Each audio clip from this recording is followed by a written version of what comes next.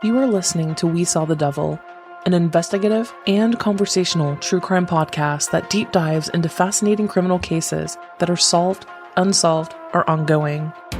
From America's Lori Vallow to Germany's Armin Meiwes, we examine and discuss the world's most shocking cases. If you're enjoying the show, don't forget to follow us online. Check us out at WeSawTheDevil.com and We Saw the Devil on Facebook, Twitter, and Instagram. And don't forget, you can become part of the show by backing us on Patreon.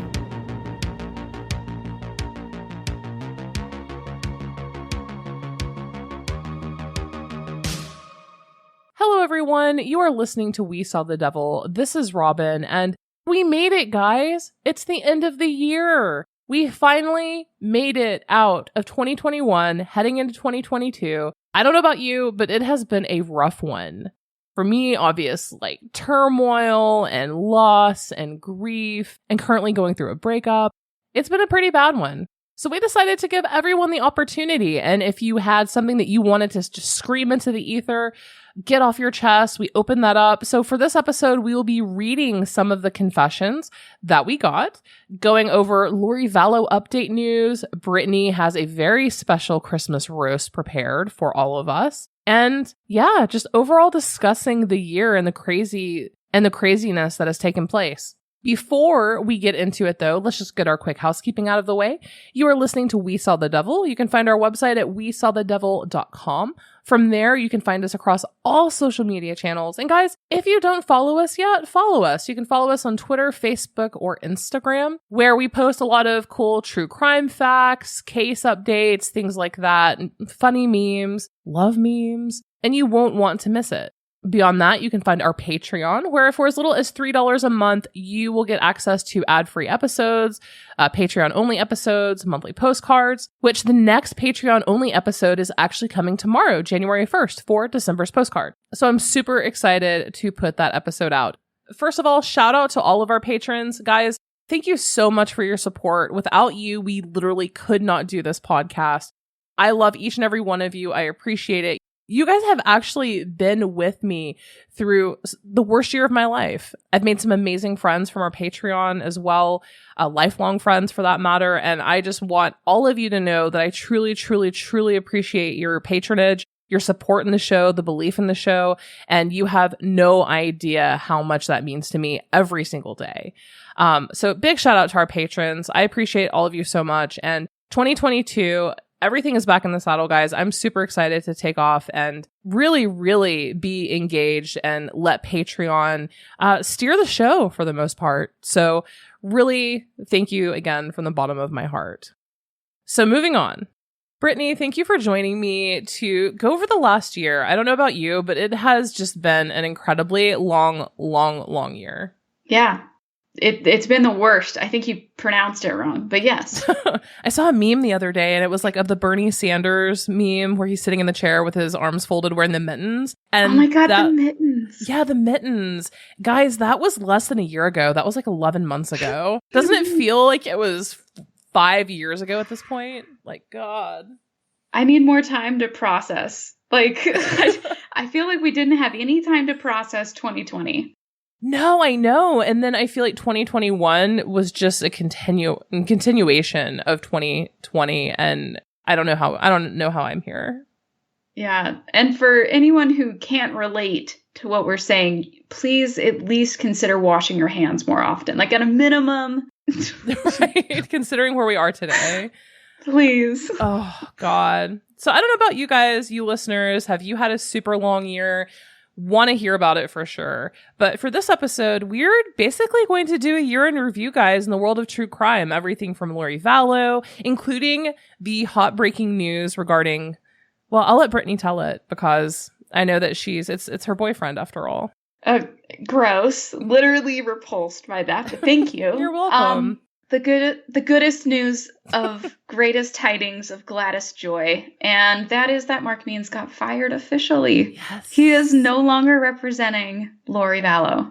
I feel like when that news became public, I could hear the collective sigh of relief across America. I could not send the article fast enough to everyone who is obsessed with this case, posting it in our little Patreon group, sharing it with everyone as quickly as I could. It was a late Christmas miracle, but I'm counting it. I'm claiming it. No, go ahead. I mean, it's miraculous. And I have to be honest, considering the fact that the judge had already ruled on this once, I know. I did not see this coming. It came out of left field. I was like, okay, well, I guess this is where we're going. Mark Means is in it for the long run. And then boom, Christmas miracle. I had basically told myself that we were going to start seeing Mark Means like in a courtroom again, and I was not ready for it. So I think it's actually good. I think it's good for everyone that we don't have to see it again. No more scarves. Yeah. Billy the Kid. Gosh, he is so ridiculous. But it's actually interesting because looking back at the timeline of this, I can now understand why Rob Wood seemed so irritated that Mark Means would even show his face on Zoom, because he's been actively filing motions to get Means removed for months, for a very long time. Yep. And it took over a month to even get an official decision on it. So I guess we're feeling just a fraction of what Rob Wood is right now.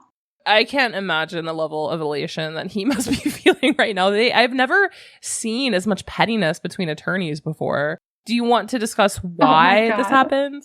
Yes. So I am so excited about this right now. It's kind of embarrassing. But the original official time that Rob Wood tried again with this judge to get Means off the case, because he'd already tried and failed with Judge Eddins. So his next official try was with Judge Boyce on July 27th of this year, so 2021. So that's when he put it right back out there and was like, I've already tried this once before. Here are all the reasons why now. This is what the other guy said, but look at all this, and this. Super organized. He was ready. So July 27th, fast forward a little bit because I think Judge Boyce was maybe busy. September 8th is when he got around to it and was like, all right, I'm going to call Chad. So there's this closed hearing that takes place where they're talking with John Pryor, Mark Means, trying to get to the bottom of this. And then the judge just calls John Pryor and Chad over Zoom and interviews them and just figures out okay, when did John Pryor come to the picture officially? Chad, how long did you actually have Mark Means as an attorney? Just really trying to understand the timeline. And then that was October 8th, and now it's December 28th. So again, Rob Wood has been waiting half of the year for this. Yeah. So, but the reasons, what was in the document that he gave to the judge initially back in July of here are all the reasons why Mark Means definitely shouldn't be on this case, but quite frankly, doesn't even have the skill set to be on very many other cases. Based solely upon the reviews on his own website. Seriously, though. So technically speaking, Chad is the one who retained Mark Means because at the time, Lori was in jail, so she couldn't do her research or whatever to find an attorney. So Chad is the one who officially paid Mark Means. That would have been in late February, early March. The drive from Rexburg, Idaho to Meridian. First of all, that's a 5-hour drive, I'd say, maybe 5.5 if the roads are pretty bad.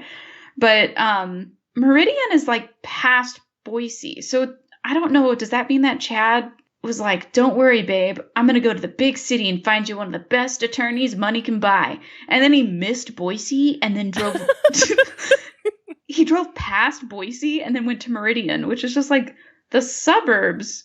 You don't go to college and go, I hope one day I can get the corner office at the best office in Meridian, Idaho. You don't fucking say that. So I think Mark Means was probably a mistake from the beginning because Chad seems like the guy who wouldn't use GPS or anything. He's just no. God's telling me where to go.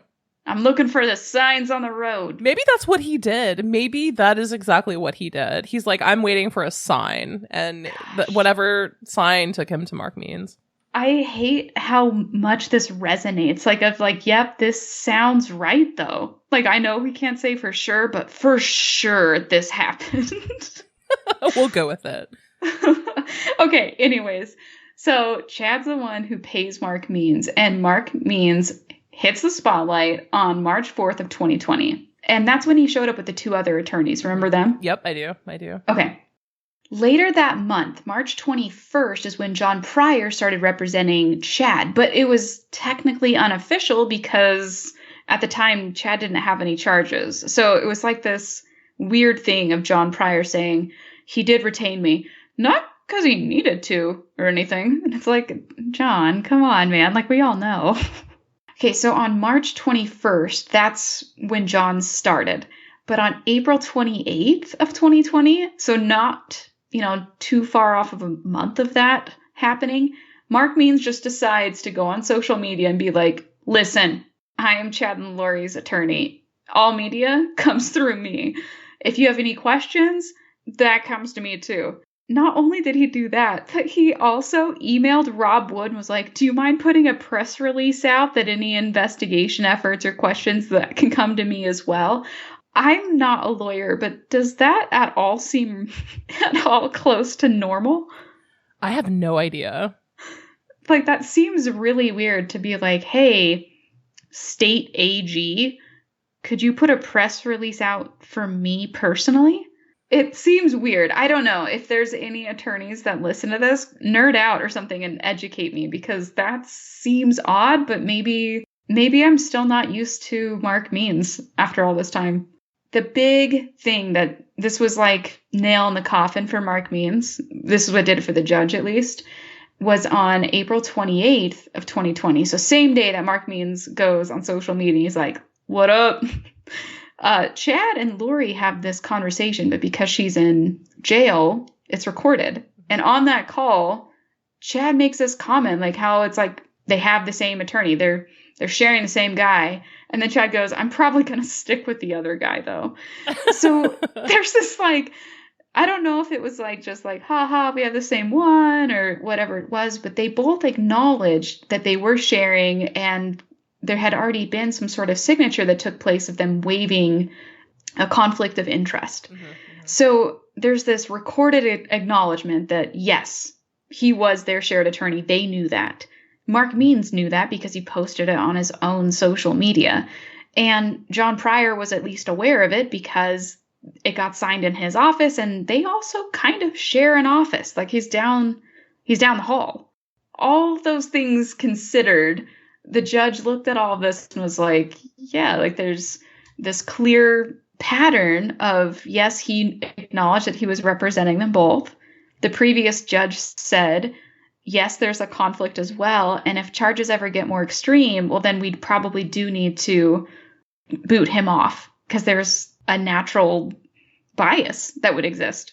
On top of that, this is the other thing that I thought was super interesting as to why Mark Means cannot continue forward, because he's basically going to be a witness in the case that he's supposed to be helping in, right? Mm-hmm.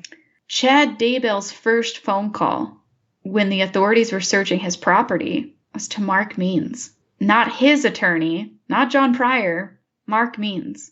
So obviously the issue there is now what's been said to Mark Means, what would have been said from Chad's perspective as being protected and safe, probably wasn't. So you can see why Rob Wood's like, why are we even talking about this with him here? Like, he's not even supposed to be here. He doesn't even go here, guys. He doesn't go to school here. That makes perfect sense, though. I mean, I can see perfectly why that would be a conflict of interest there. And so then the judge goes into more of like the other reasons of like, like we don't really want there to be conflicts and we want everyone to blah, blah, blah. But like those are like the big things that I'm like, yeah, these are pretty serious. Yeah, they really are. And we've joked about this extensively in the past. Yeah, that's actually pretty serious in the grand scheme of things. And then that's not even factoring in the flavor of Mark Means into all of this either. Mm-hmm. Like that's just more like, hey, here's actual facts of the case. Like these are all the reasons why legally already has to be gone. But now let's look at the actual human being that is Mark Means. And clearly he is not supposed to be here. Look at all the things he keeps messing up. Look at this. Look how he carries himself. Like it's inappropriate and it's actually putting Lori in jeopardy. in multiple instances. And I'm worried about like mistrial or something like that, you know? Yeah. I mean, it would make sense because it would be his very first criminal trial case. So and he's not even qualified as a death penalty attorney. Correct. Yeah. So, I mean, that's just like for all of the reasons, like, of course you need to be gone. But it just is kind of funny that he didn't like pick up on that on his own, like his coworkers did. Right. I'm going to guess that in his like employee evaluation, it's like, does not take feedback well. Not a team player. Emotional. Prone to spelling errors. Oh, Lord. So what's going to happen now, do you think? Just... Oh, gosh. Purely speculative, though, right? Yeah, purely. Okay. Unless you have something. Well, full disclosure to everyone. Sometimes Robin kind of has to be my voice of reason. Sometimes that has to do with the number of gin and tonics I've had. We'll talk about that later. I'll make a resolution another time. But the day that we found out that Mark Means was fired, I was like, Robin, do you think I should send flowers to his office? Or like, is that too far? What would the card have said again? I don't remember what I said. Shoot. I really do need to cut back. Oh my God. It was like, sorry for your loss. Yeah, that's totally it. Oh my gosh. It was like something so basic that no one would think otherwise. I laughed so hard at that because I'm obsessed. This is so morbid, but have you guys seen the memes where it's like roadkill or a dead deer or like a dead possum? Ew. And then someone posts one of the get well balloons and ties it to it. And that's how I feel. That's how I feel about this. It's like roadkill. I've never seen one. Hold, please. Oh my God. Your reaction is going to be documented. I'm gonna cry. For real, if I saw that, I would have to pull over to laugh harder. It's like this entire thing now. I saw it for the first time years ago, and I was sitting in a conference call. I was actually at my job physically, and I was sitting at a conference table with like 10 people, and we all had our laptops out, and someone sent this to me, and I literally just burst out laughing out loud. Oh my God. I left the Carl's Jr. bag in the background and the fucking flower. Yeah. Oh my God. Do you know how scary it would be with that? Like, they tied the string to its wrist rather tight. Like, they had to touch a dead animal to do that? Yeah, apparently. What a Russian roulette. What if you didn't know if it was, like, all the way gone or not? I don't know. I mean, I guess dead is dead. Oh my God, the deer is even worse, but better. I laugh so hard at these, God. but I feel like this is symbolic for Mark Means, right? So, yeah. Oh my goodness. That would be the taxidermy I would do. If I ever switch fields from web design, I'm going to do this.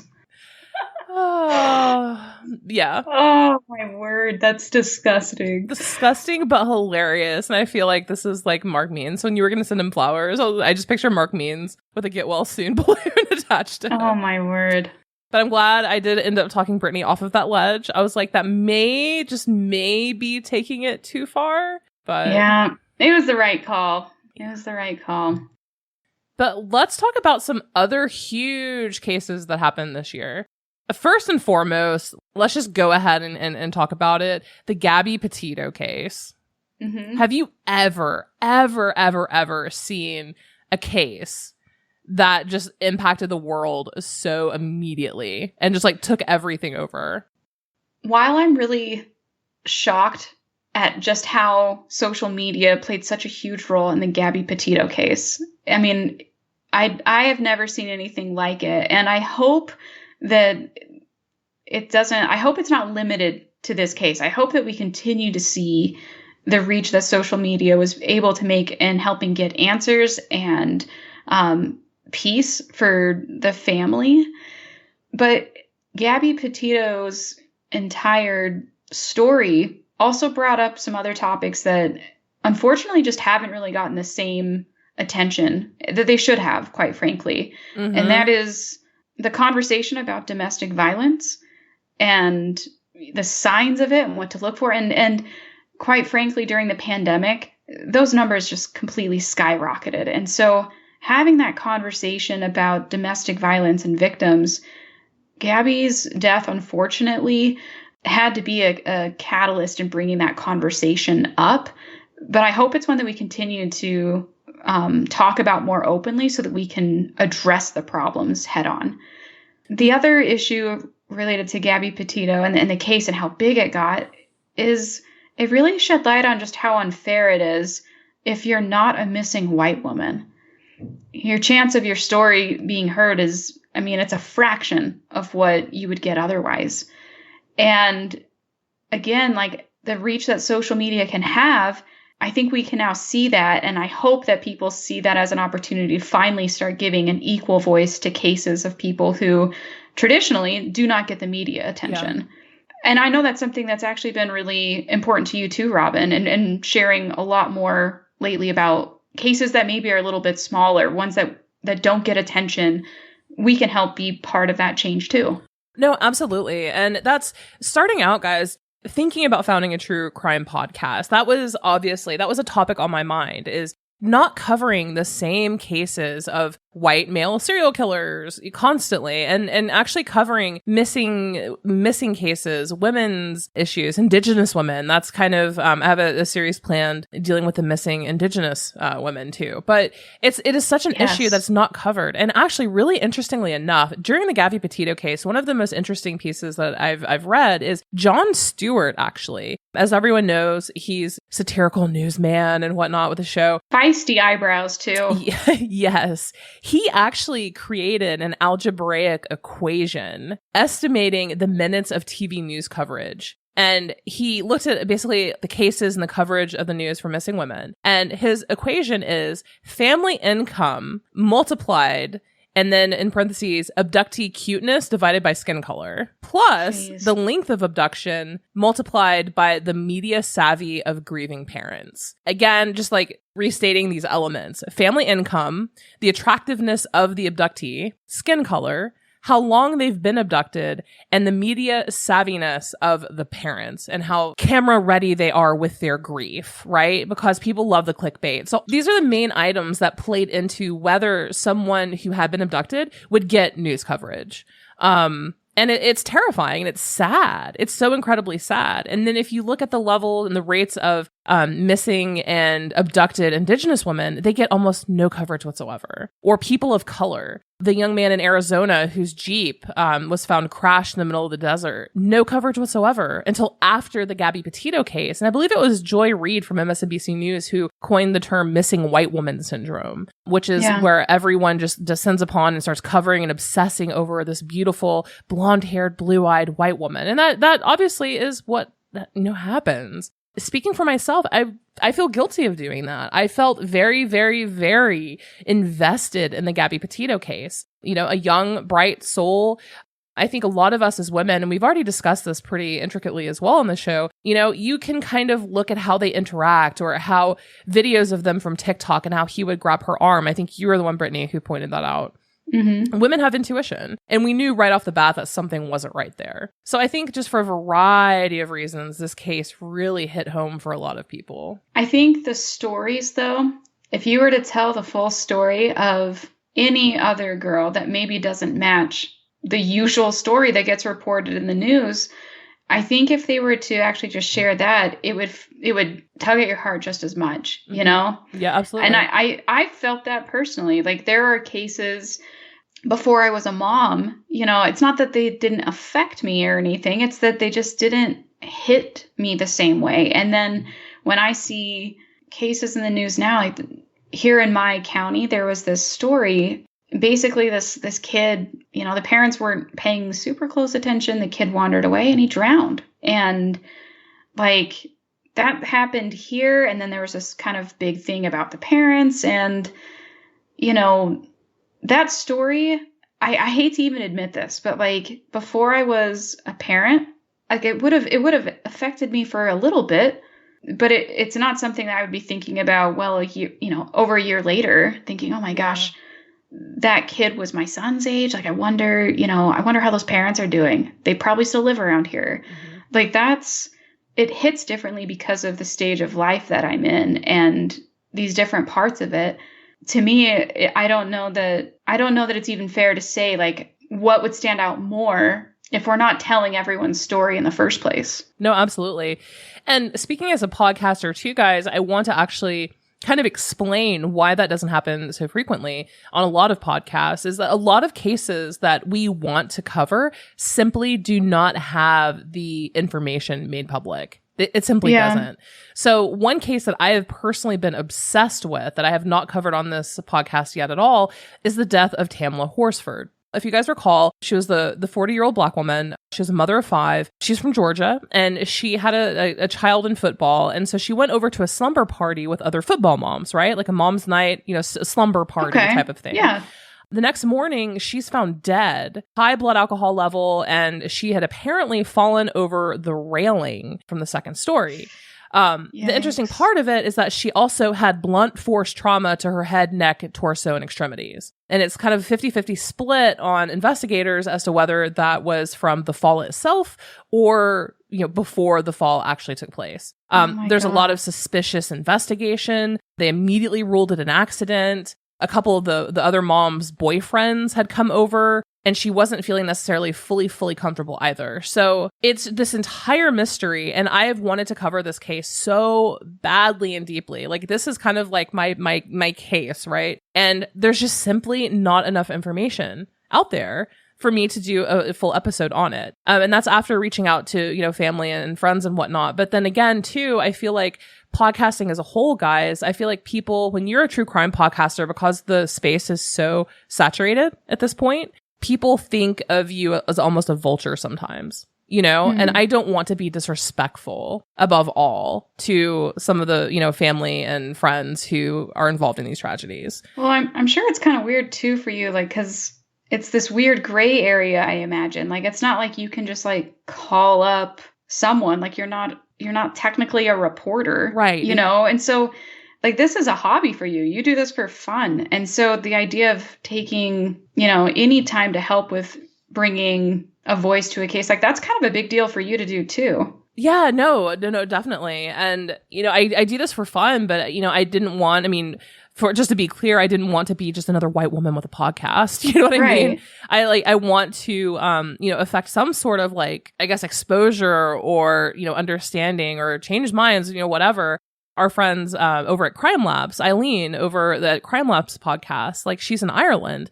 If you haven't listened to her show, listen to it. She's amazing. But she's actually like working for changing the sentencing laws in Ireland and whatnot. Like, she's been interviewed and whatnot. Like, that's actually what she's working on. And so, you can't affect change through podcasting. But, in terms of getting and covering and reaching out to family and friends, I find that to be such a gray area. You know what I mean? Yeah. We were very lucky and blessed with the Lori Vallow case in that we were the very first podcast to actually cover it. So a lot of family members and friends reached out to us on their own accord. The Gabby Petito case definitely opened up a lot of different conversations. I think just all across, domestic violence, racism. It really had a lot of conversations going. Well, let me just like shamelessly plug this then really quick. I guess one of the things I've always really appreciated about being a patron of the show is being able to like pitch ideas like, hey, I saw this is something that showed up in my local news.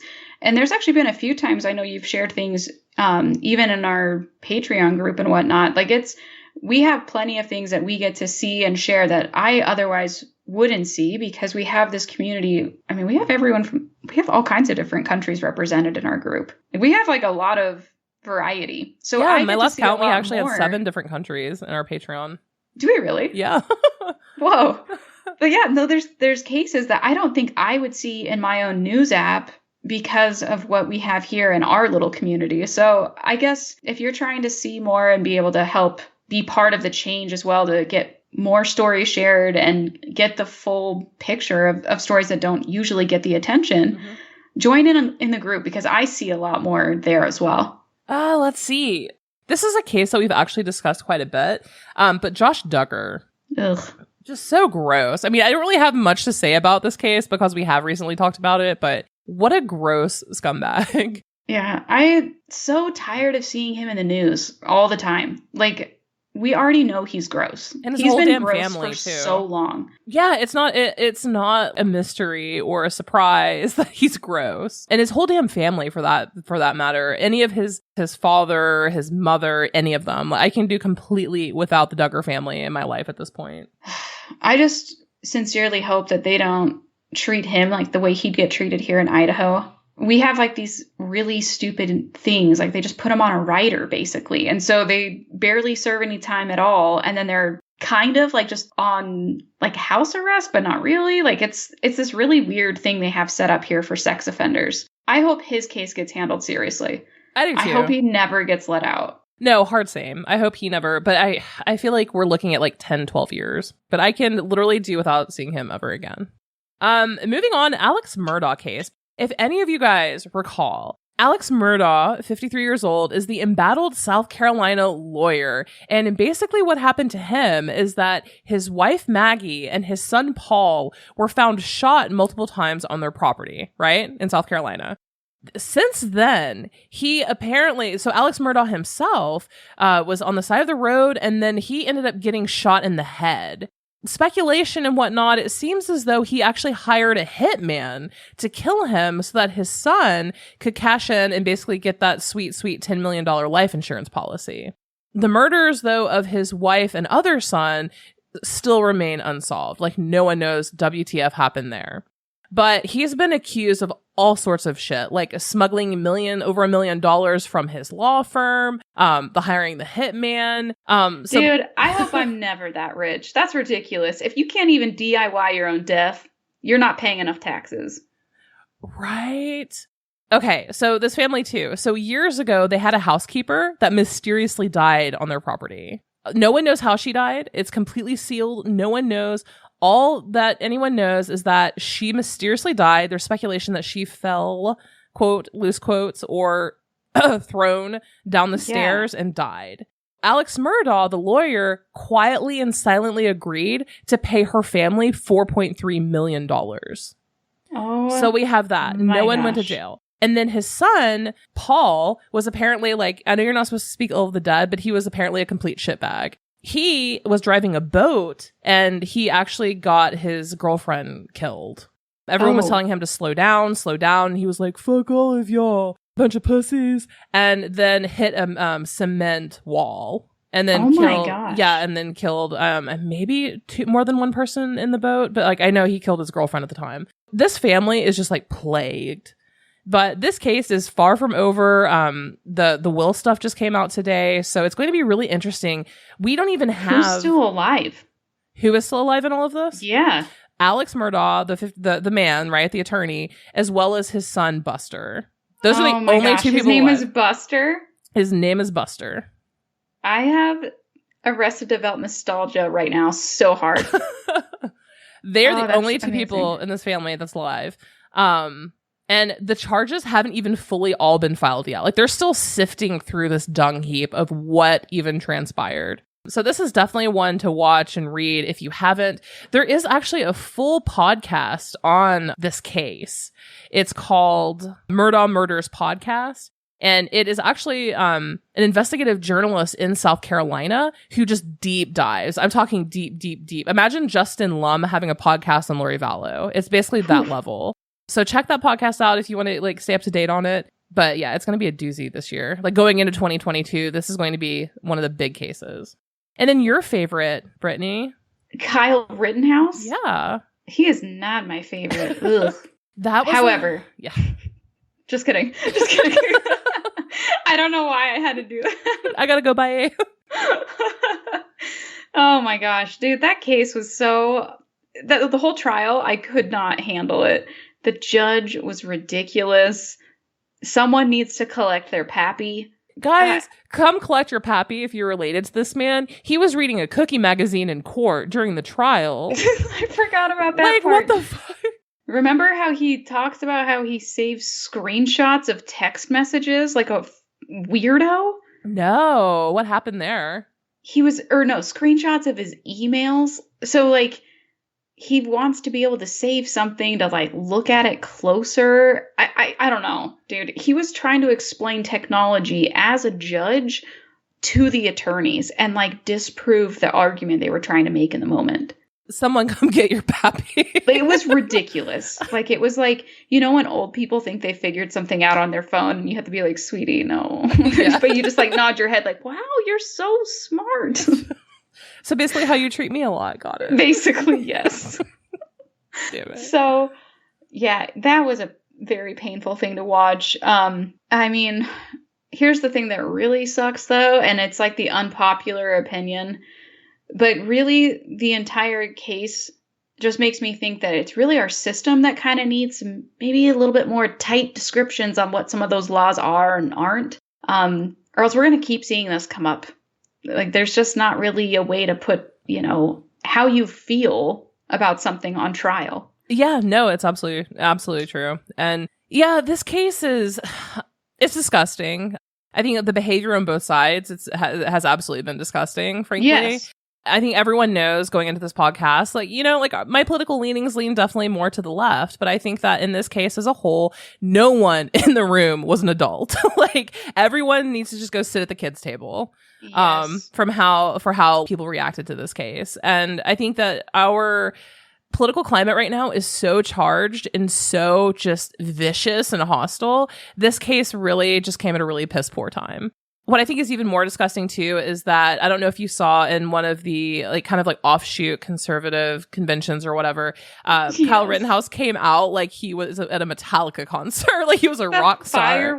Fireworks, like, yeah. Big lights everywhere. Yeah, 100%. He's been turned into a celebrity. And guys, I hate to tell you, okay, those of us who are into true crime, we're not celebrating, right, Ted Bundy. We're not celebrating Jeffrey Dahmer and what they did. You know, we find interest in reading about it, but we're not celebrating the fact that they kill people, right? People are actively celebrating the fact that Kyle Rittenhouse killed people. Now, let's take the fact of whether you agree with him that it was self-defense or not off the table entirely, right? Right, because our feelings shouldn't ever be on trial. No, it's disgusting that Congress people are offering to have him come work as an intern, and it's just vile. It's just vile. I just don't get it.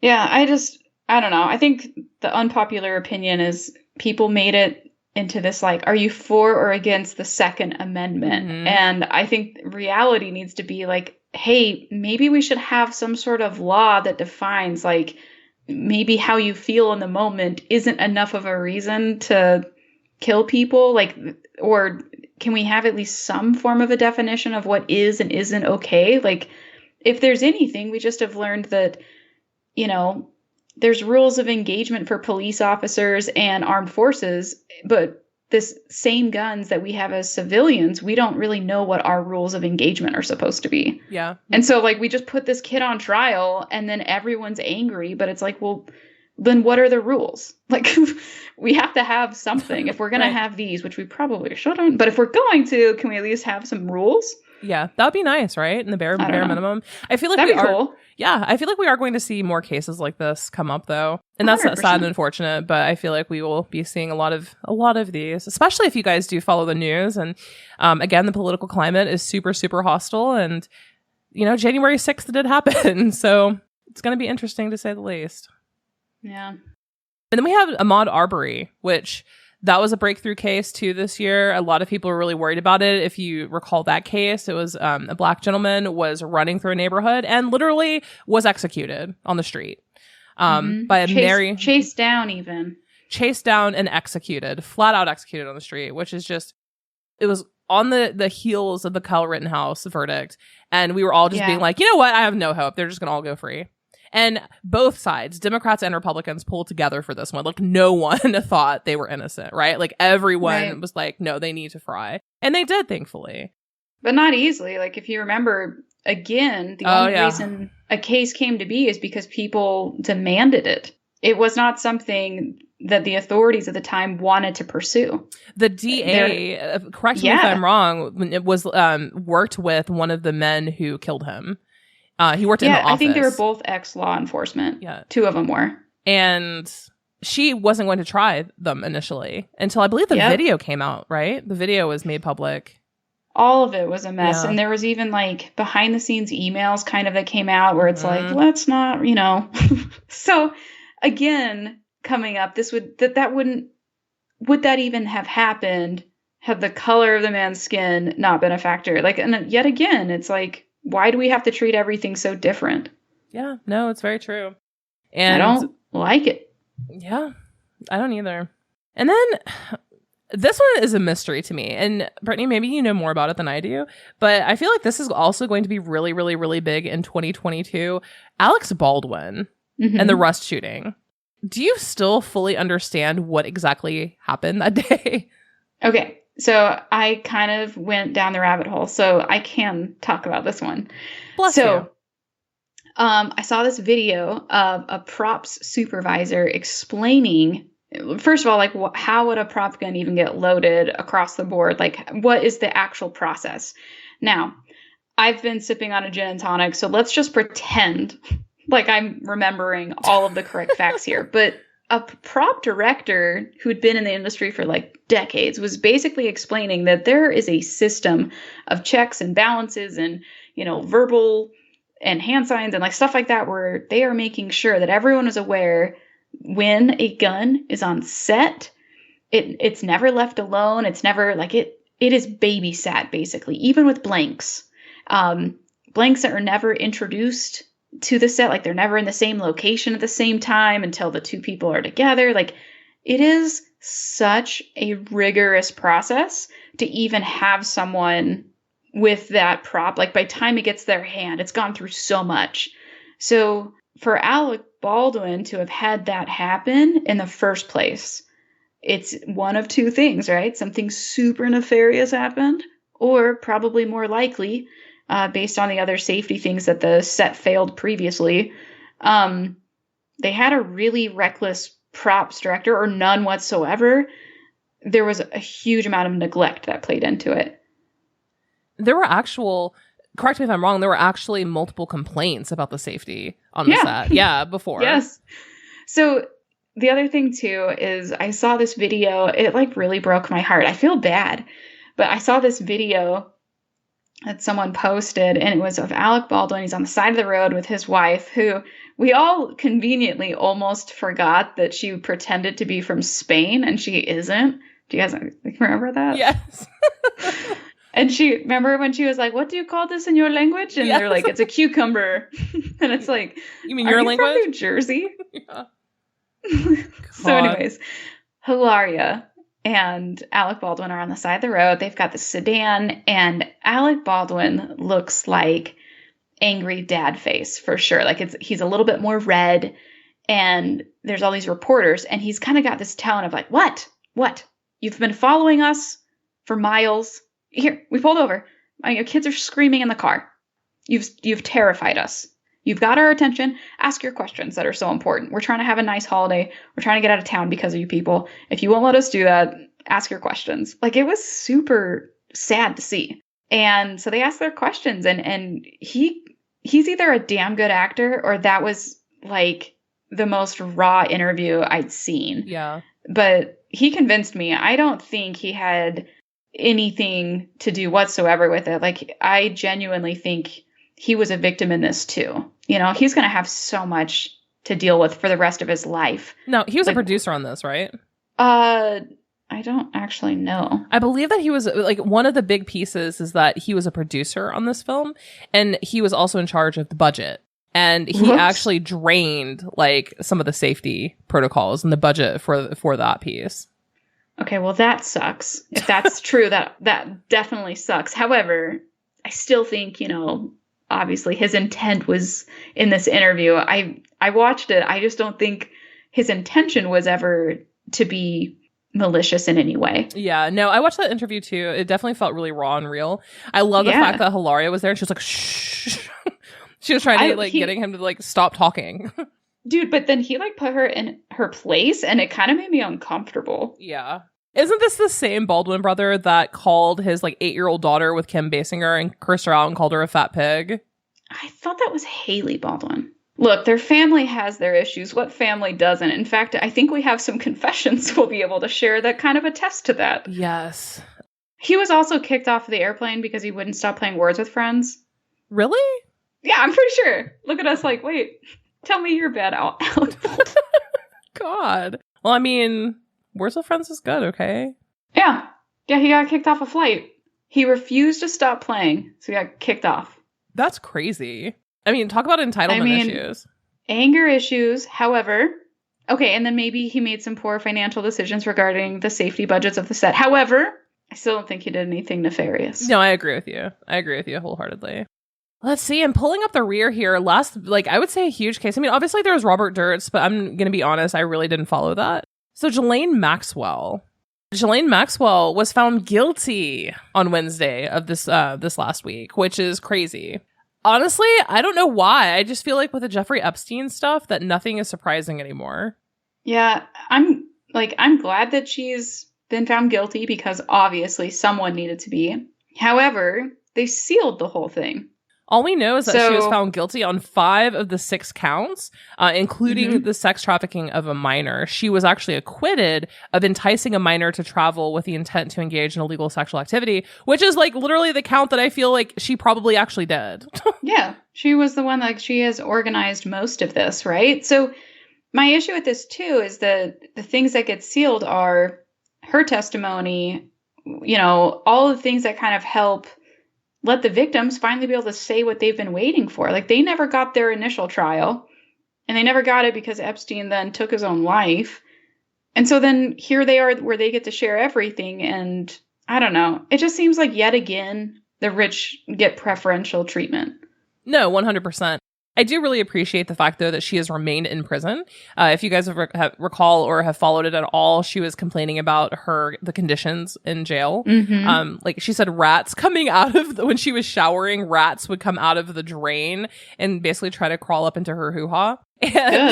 Right? But yeah, so she's been bitching about it. I do appreciate the fact that she was remaining in jail, like no bond for all of this. She basically is facing 2 different paths right now. She can choose to be like, nope, and file an appeal. If she does file an appeal, she's going to be facing at least a 65-year sentence. Like, she will die in prison. For sure, though? Or is it like kind of like one of those wink, wink, nudge, nudge things? Because if you remember, Epstein was supposed to have this crazy cool sentence, and then it turned into this you can do jail at home thing. With all of the media coverage and public interest in this case, I think, again, and I'm going to go ahead and say it, you know, a case of another woman being the fall person.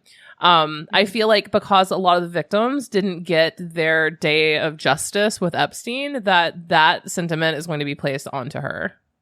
But it should. If anyone else is going to take the heat, it should be her as his right-hand woman. Well, she also had sex with some of the girls herself. So absolutely. Yeah. I'm not shedding a tear if she goes to prison. If she dies and rots in prison, I'm not shedding a tear. So if she appeals, though, she's facing up to around a 65-year sentence. However, if she starts naming names of other people who were involved, celebrities, people who went to Epstein's Paradise Island, whatever the fuck, she could potentially get a substantially lighter sentence, which I'm going to go ahead and say it right now, guys. Ghislaine Maxwell did not kill herself. Yep. Here we go. Yeah, here we go. It's only a matter of time. Ghislaine Maxwell hanged herself. I saw this news headline, though, that said, like, if she's put on suicide watch, then she won't get sheets, pants, or shirts.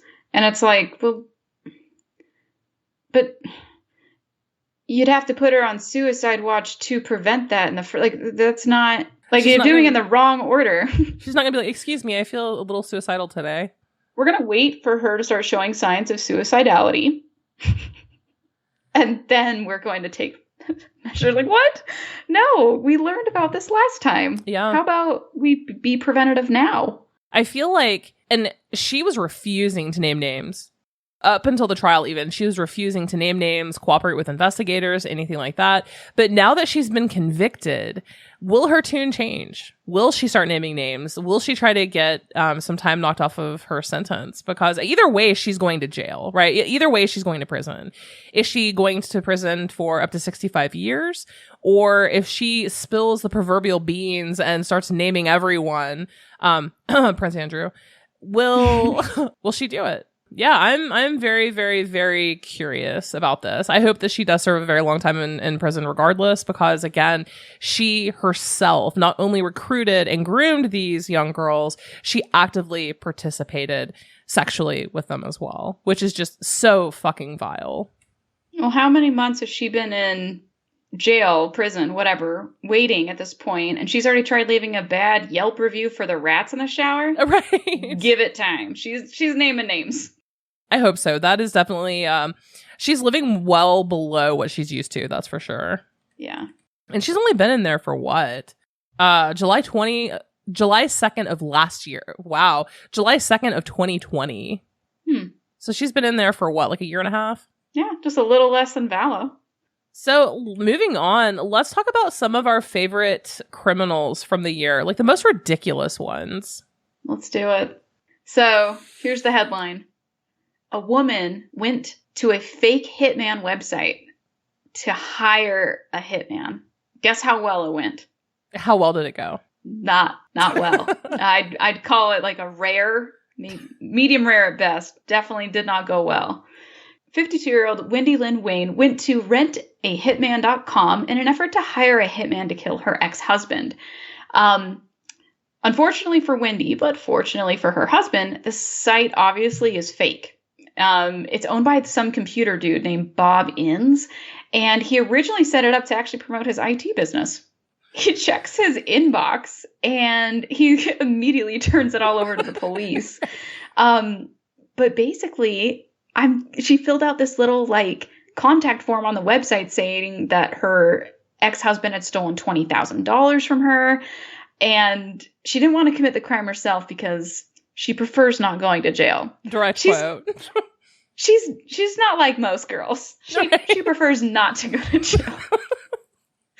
So, anyways, Inns forwards everything over to Michigan State Police, and they just went along with Wendy. They just pretended to be like, yes, we are rentahitman.com. Hello, Wendy. Thank you so much. So she gives the detective her ex-husband's address, basically kind of gave him like a heads up, like what to do.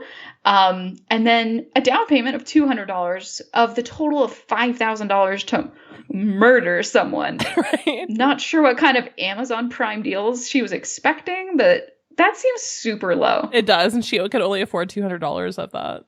Let's just Google this really quick. How much do you think it would actually cost, like a good hitman? Like you're for sure not going to go to jail. He does a good job. How much would it actually cost? Oh, I have not a clue. I mean, on the dark web, they advertise it for like 30, 50, 40, 50,000. I'm going to do this just raw, not even incognito. How much do hitmen make? Wouldn't that be determined by whether you're trying to assassinate like a public figure versus just a private citizen?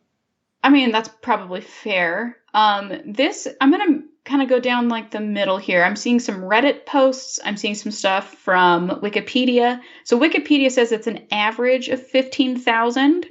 But it looks like Reddit is saying that a better average would be somewhere between 30 and 50,000, which that sounds more right to me. Yeah, that's like what I've seen on the dark web. Oh, that's what you see on the dark web when you're searching for a hitman? I don't search for it. Like the thing about the dark web is that you can go page to page at random. Yeah, you just stumble across it. Okay, I guess we'll talk about that later. Whoopsies. But continue. Yeah, 50,000. So she paid 5,000, but she did put her. It was like on layaway, I guess. Right. $200 down. She was waiting for her Christmas angel to finish the rest. Yeah, just hang on, baby. More's coming. So they charge her. She pleads guilty, and she'll probably end up serving about 9 years. Yeah. So, guys, if you're looking for a hitman, which, first of all, please don't. Don't. Yeah, don't go to rentahitman.com. Don't go there, and probably don't don't take anything seriously for $5,000 or less. That's ridiculous. Right? Know your worth. Know the worth, guys. Okay, what do you have? So this is a really stupid one. It's just a really quick one. I laughed so hard. I don't know why, because the surveillance video is beautiful. So a 20-year-old college student was booked into a Washington state jail for underage drinking, right? Like nothing serious whatsoever. Yeah. But they release him. They keep him there overnight. They release him. And then a surveillance video picked up as he walked over to the Christmas tree in the jail, in the police station lobby, and started trying to steal the presents, like out from under the tree before he was even out of the building. And go Cougs. God. And they didn't arrest him or do anything. Like, even the law enforcement officers were laughing hysterically because the boxes were empty. And so they just let him do it. And you see him there. He's in the jail lobby. He was just released. And there he is going through these like empty cardboard box gifts under the Christmas tree. God. Good job on the police, though, for having some semblance of sense of humor on that, for not arresting him again. That is amazing. Yeah. Fun fact. Pullman, that's where I went to my cadaver lab I told you about. Really? Mm-hmm. Interesting. That's where it was.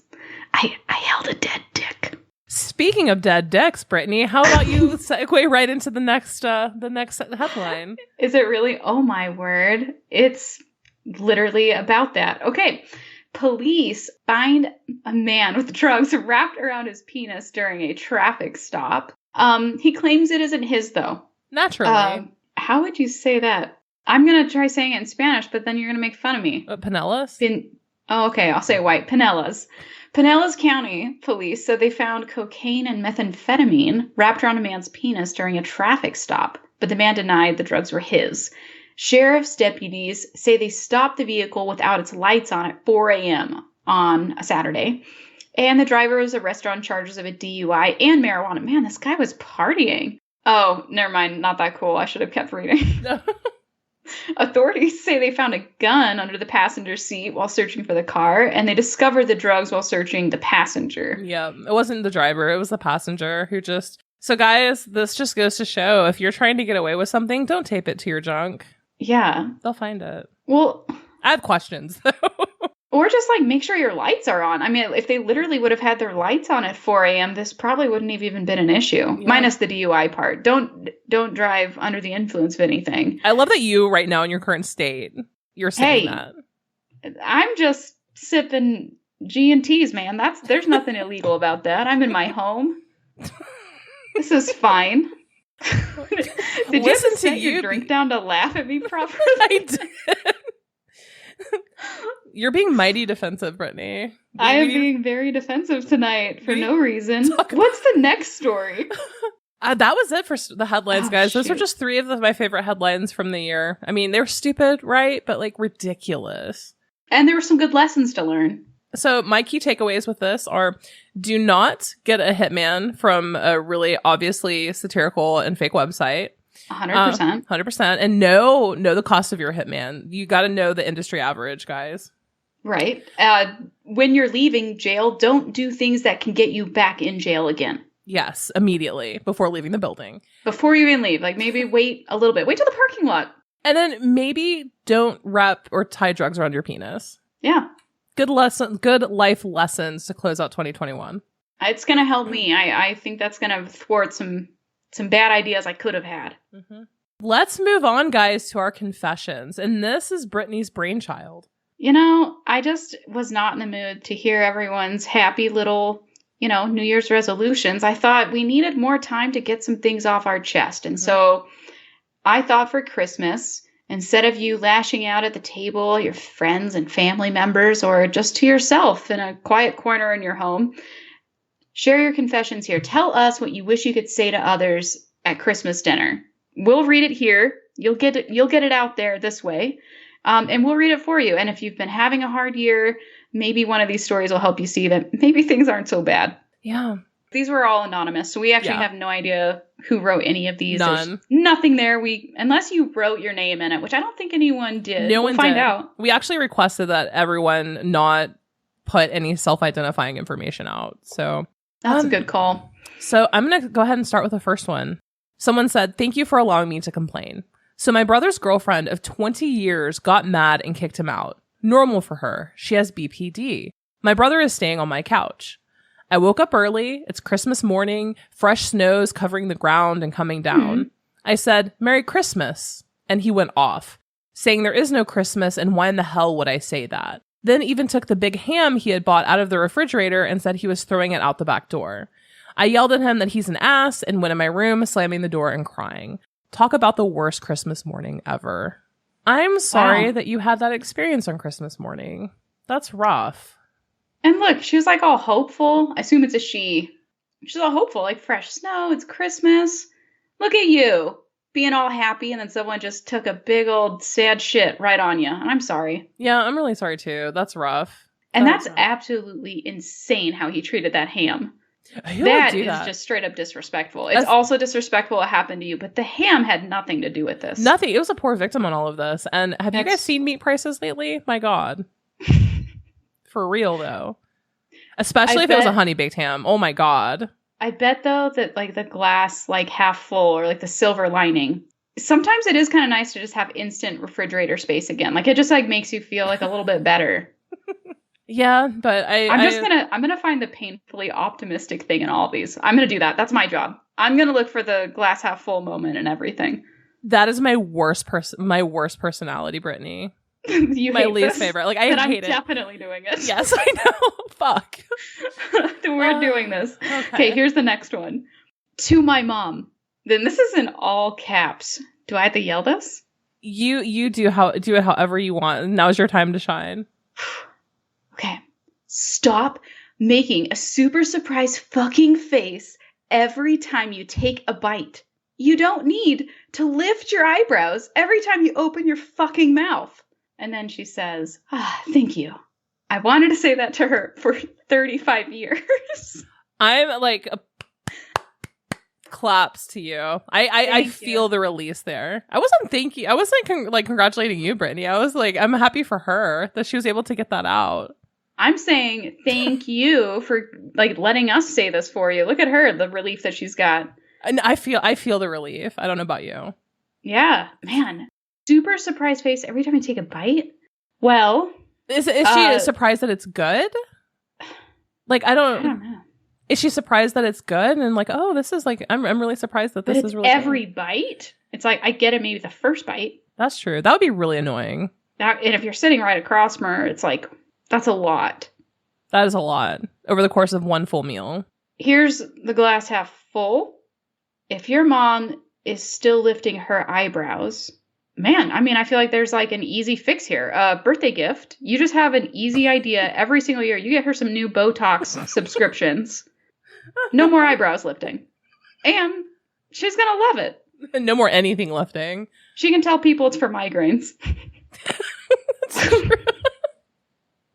You're solving everyone. Shame in it. We're just going to start an advice column, Brittany, and you're going to give everyone advice. This is bad advice, but honestly, she really would probably like Botox. If you're 35, she's got to be in her 50s or 60s, right? I don't know why I'm like waiting for her to answer me right now. Like, come on, anonymous person. Are you in there? You're killing two birds with one stone here. I think it's perfect. Well, you take the next one. That one looks like a nice PR landmine for you. Whew. Okay. So the next one is about Hanukkah. And it says, what about Hanukkah? Jews exist. And this Jewish girl loves your pod. Thank you, by the way. Unfortunately, Hanukkah overslept. Burr, burr, burr. What is overslept? Okay. Unfortunately, Hanukkah overlapped with Thanksgiving this year, and regardless, I can't even recall the last time anyone outside my family said Happy Hanukkah to me because everybody forgot about Jews. Dre's just fine. Decades of friendship, and still nobody gives a fuck enough to remember I'm Jewish when it really matters. Or ever. So instead of a hypothetical Christmas dinner venting, I'm submitting this random PSA. And then she requested that we use a PSA voice. Do not mess this up, girl. She had one wish. One wish. This Christmas, don't forget to show some love to your Jewish friends, coworkers, colleagues, crushes, right swipes, and followers by wishing them a happy belated Hanukkah. The C is silent. It's Hanukkah. And no, there is no right or wrong way to spell Hanukkah. unless you don't spell it at all because you're a bad friend. And if you don't have any Jewish friends this season, you probably do and you just don't know it. And if you really don't have any, then you should probably get some. Well, I don't know about you, but like it feels like everything's balanced again. We fixed Christmas, Hanukkah. Yeah, I'm sorry you feel forgotten though. That must be really, really crappy, I have to say. Let's fix that too really quick, actually, because she said here she can't even remember the last time anyone outside of her family said Happy Hanukkah. On the count of 3, 1, 2, 3, Happy Hanukkah. Now you're good for a couple more months. We got you next time. Yeah. I'll say definitely. Happy Hanukkah to you once a year. Yeah, I can handle that. Same. It's yeah. Hopefully you feel a little less forgotten, because that sucks. And it's really too bad too, because like Hanukkah food is like way better than Christmas food. Amen. Like by a lot. Yeah, look at Brittany judging everything by the importance, by the taste of its food. I'm the snob. Oh. All right, do you want to do the next one? This one is very sad. I feel sad before I even read it. I've read it already, but seeing it again is a lot. It says, after the amount of heartache I've been through this year, I'm absolutely terrified that my new boyfriend is going to decide to just walk away. Honestly, I'm shocked he's stuck it out a whole month. Oh. That's heavy. It is. It literally broke my heart reading that. I hate reading how people are not necessarily insecure, but insecure in their relationship. And I know the feeling of not wanting your baggage, right? If you've gone through a lot and you're feeling insecure and it kind of transfers over to other stuff, that is a really shit feeling. And I am really sorry that you're experiencing that through the holidays. Yeah. And then obviously if it's been a hard year as well, this isn't exactly a fun way to end it. So, new beginnings. 2022, start something new, and maybe, I don't know, like tell your boyfriend how you feel. Yeah. Or don't. Maybe that's a bad idea. See, actually, Brittany and I have two different schools of thought here. I believe that you should be honest and communicate, but apparently Brittany does not. I am working on it. She's like, lie. No, I'm kidding. You know what? Here's what I would recommend doing, okay? Put all those feelings down on paper, all right? And then do nothing with it. Like, just let it fester forever. That did not end how I anticipated. I would just like to stay. And don't listen to Brittany. I'm not saying I have good advice. I'm just saying this is how I do it. I'm sorry, though. That does suck a lot. It does. I'm sorry. I have been there. That is rough. What's next? Let's get it out there. Okay, next one. My partner and I are completely opposite when it comes to COVID beliefs. I am about the science. I am vaccinated, boosted, and believe that this virus is dangerous and that millions have died. I am flustered and aroused. Continue. Right? Are you single? Boosted, vaccinated. I believe it's dangerous. Thank you.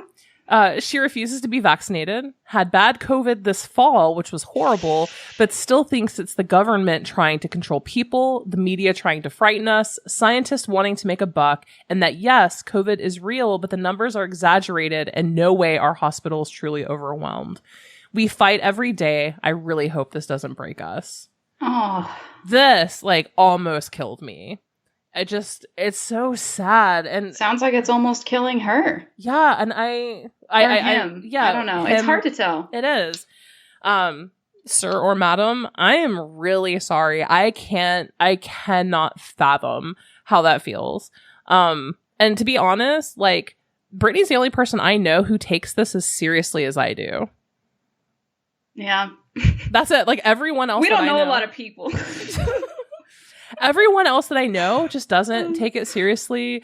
Some may get vaccinated, and it's so frustrating. And I can't imagine every day fighting with my partner about it. Yeah. Here's the thing. I just think it's possible that, we can all agree that everyone's shitty, right? Shitty people are everywhere. In all of the political parties and probably every single type of office of government. Mm-hmm. Shitty people know no bounds. And I think it's possible that the government does suck and that people are just trying to make a buck and the media does want to frighten people because it gets more eyeballs to make more money. Like, I think everyone sucks a lot and there's a lot of shitty people out there. And I don't know. If I can be a little less shitty by putting a mask on my face, then I'm going to do that, I guess. And you're vaccinated and boosted.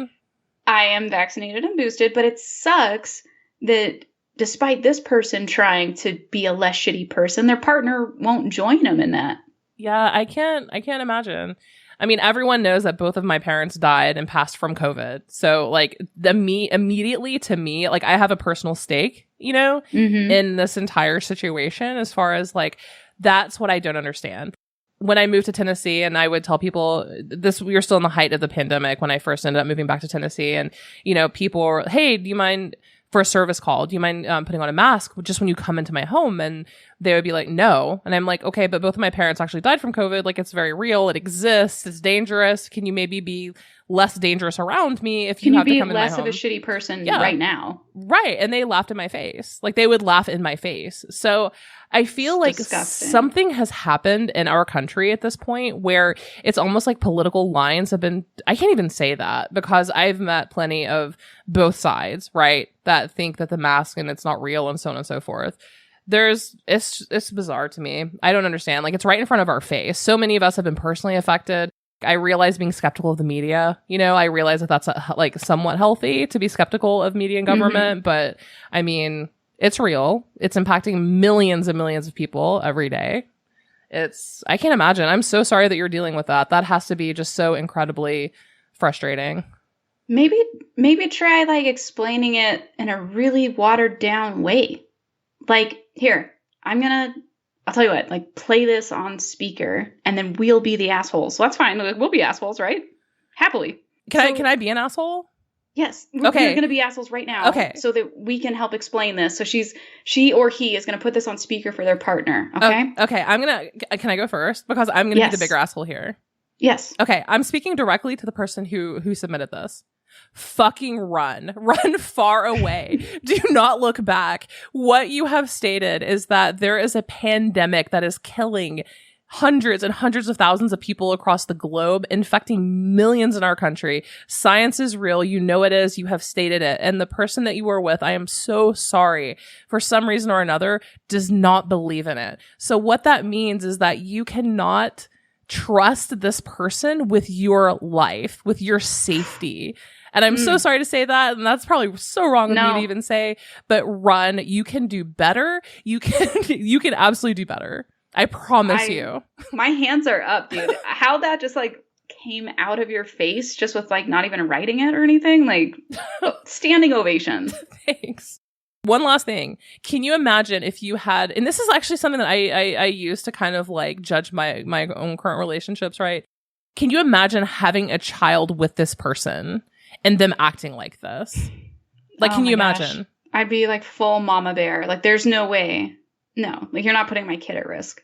And I'm so sorry. I know that's probably not what you wanted to hear or anticipated when you wrote this, but like, yeah, that's how I feel about the matter. Here's how I feel about it. I'm pretty sure that like this same person who's like, no, I'm not going to wear a mask. It's like, okay, if I tell you that your breath smells like ass and I'm handing you a piece of gum and you're like, no, I can't smell it, so it must not exist, and it's not impacting you, you're still fine, you can still breathe around me. It's like, well, yes, but I'd like to, enjoy it more. And then you like launch back and you're like, no, I won't chew gum or brush my teeth or do anything because the ADA is trying to control my brushing habits and my dental hygiene. It's like, well, could you stop being disgusting, asshole? Like, could you stop for like me even? Like, could you put one piece of gum in your mouth and brush your teeth? Just maybe like, let's start with once a day. We'll talk about flossing later. But they won't. Like, that's an asshole. Mm-hmm. You are an asshole if someone hands you gum and you refuse it. That makes you an asshole. And if someone's handing you a mask and you won't put it on, it's no different. Yeah. Yep. I second that. Especially if you have, like, and in this case, the person had COVID. They had COVID. And apparently it was horrible. So what was the word of the last episode? Cognitive dissonance? Cognitive dissonance. What's our word of the day now? It is. That's it. Again, part 2. Again? Oh, we're just going to repeat it. Yeah, we're going to repeat it because... Word of the month. Word of the month. Maybe year. I mean, with the way that things are shaping up. But like if this person actually had COVID... Ends tomorrow night, so... That's true, huh? If this person had COVID, experienced how horrible it is, and still doesn't believe in it, and still thinks it's fake, and people aren't actually dying from it, girl, dude, whoever you are, just like take a deep breath, sit, and just ruminate. Your partner is also a dirty asshole. Okay, well, the next one. Your turn, Brittany. Oh, gosh dang it. I hate when we end on something funny and then like the first sentence is not at all. Okay. My husband passed away at the beginning of November. It was sudden, unexpected. We have no children, and while I have family around, I am alone. He took care of our finances, so I've had to figure that all out. I found 2 credit cards in his wallet that I didn't know about, and they are maxed out. A few days ago, I received a statement in the mail from another credit card that is also maxed out. Okay, so 3 credit cards maxed out. Yikes. We shared a credit card that he had control of, and it's also okay, 4 credit cards. Oh, and she spells it out here. 4 credit cards, all maxed out, totaling close to $20,000. I'm angry that he kept this all away from me. I understand and accept I was probably naive and stupid for not being more involved in our finances.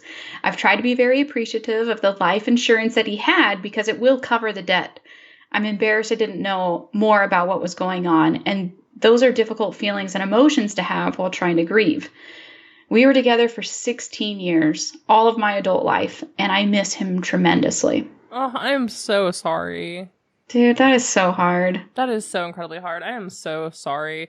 So and much you lost loss. him at the start of the holidays, too. And the alone part also super sucks. You know, I just think, like, it's okay to be both. You know, like, Robin has obviously lost people close to her. I have too.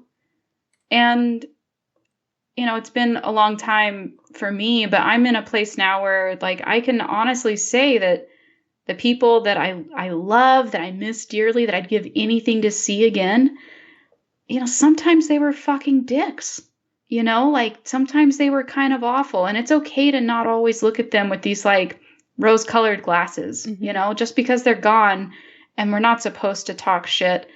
I mean, sometimes they did some really shitty things, though. You know, people that are sucks. Complex. No one on this earth is perfect. Yeah, no like one. You totally are entitled to be frustrated and angry and all. Like, that's just as valid as your grief. Dealing with loss and grieving is very complex. That's something that I've been experiencing over the last year too, finding out a variety of different things about my parents, people that I've lost. And, you know, it's really kind of difficult to process certain things as you're going and grieving and losing people that you love very, very much. I mean, you were with your husband for 16 years. And you said your entire adult life. So whole life. I can't imagine. I'm so sorry. I am very glad for you that the life insurance policy will cover the debt, because that is the last thing that you need, you know, after losing someone, especially in the holiday times, is to have looming debt hanging over your head. So I'm glad that will be taken care of. But do not feel embarrassed or naive. I mean, I think speaking for myself and in relationships and what I've seen too with friends is like, it's fairly normal for one spouse to take care of the finances. Yeah. Like so don't feel embarrassed or, you know, naive that you left your finances to him. I mean, I still think that's very common in a lot of relationships. One person is better with money than the other. So. Yeah.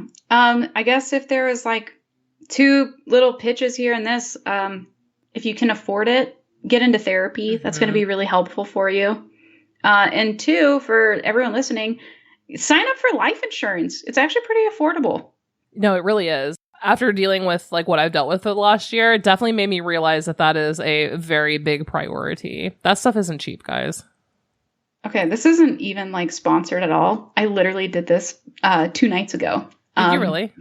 Yeah, I did. So I have life insurance, but I kind of wanted to get like more. And you know what?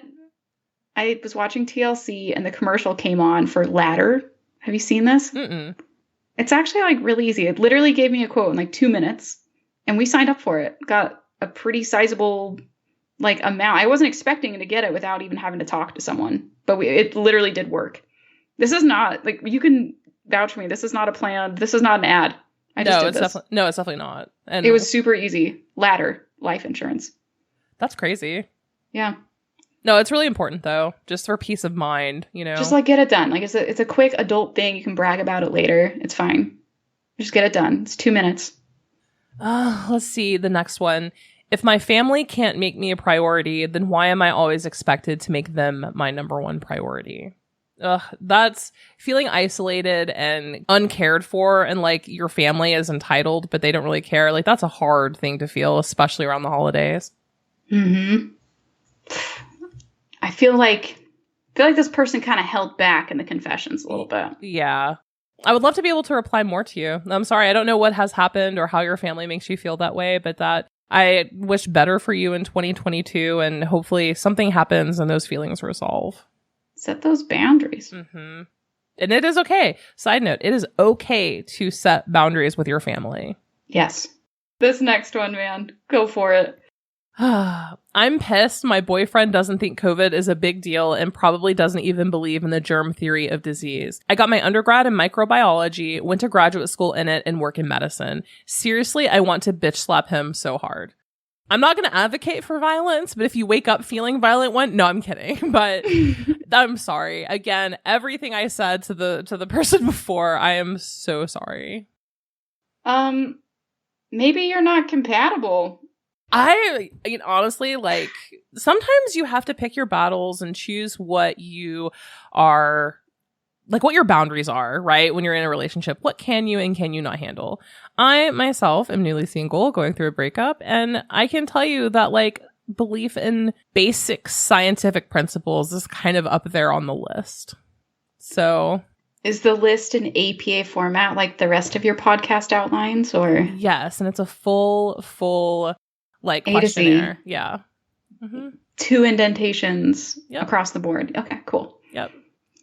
Yeah. Well, I guess make your list, and if things don't match up, I mean, maybe in lieu of a bitch slap, maybe eviction notice? I don't know. Something. That's hard. I mean, people I don't know, people have different requirements for being in a relationship. Like, some people can do that. Some people I have a lot of female friends in particular whose husbands don't believe in it.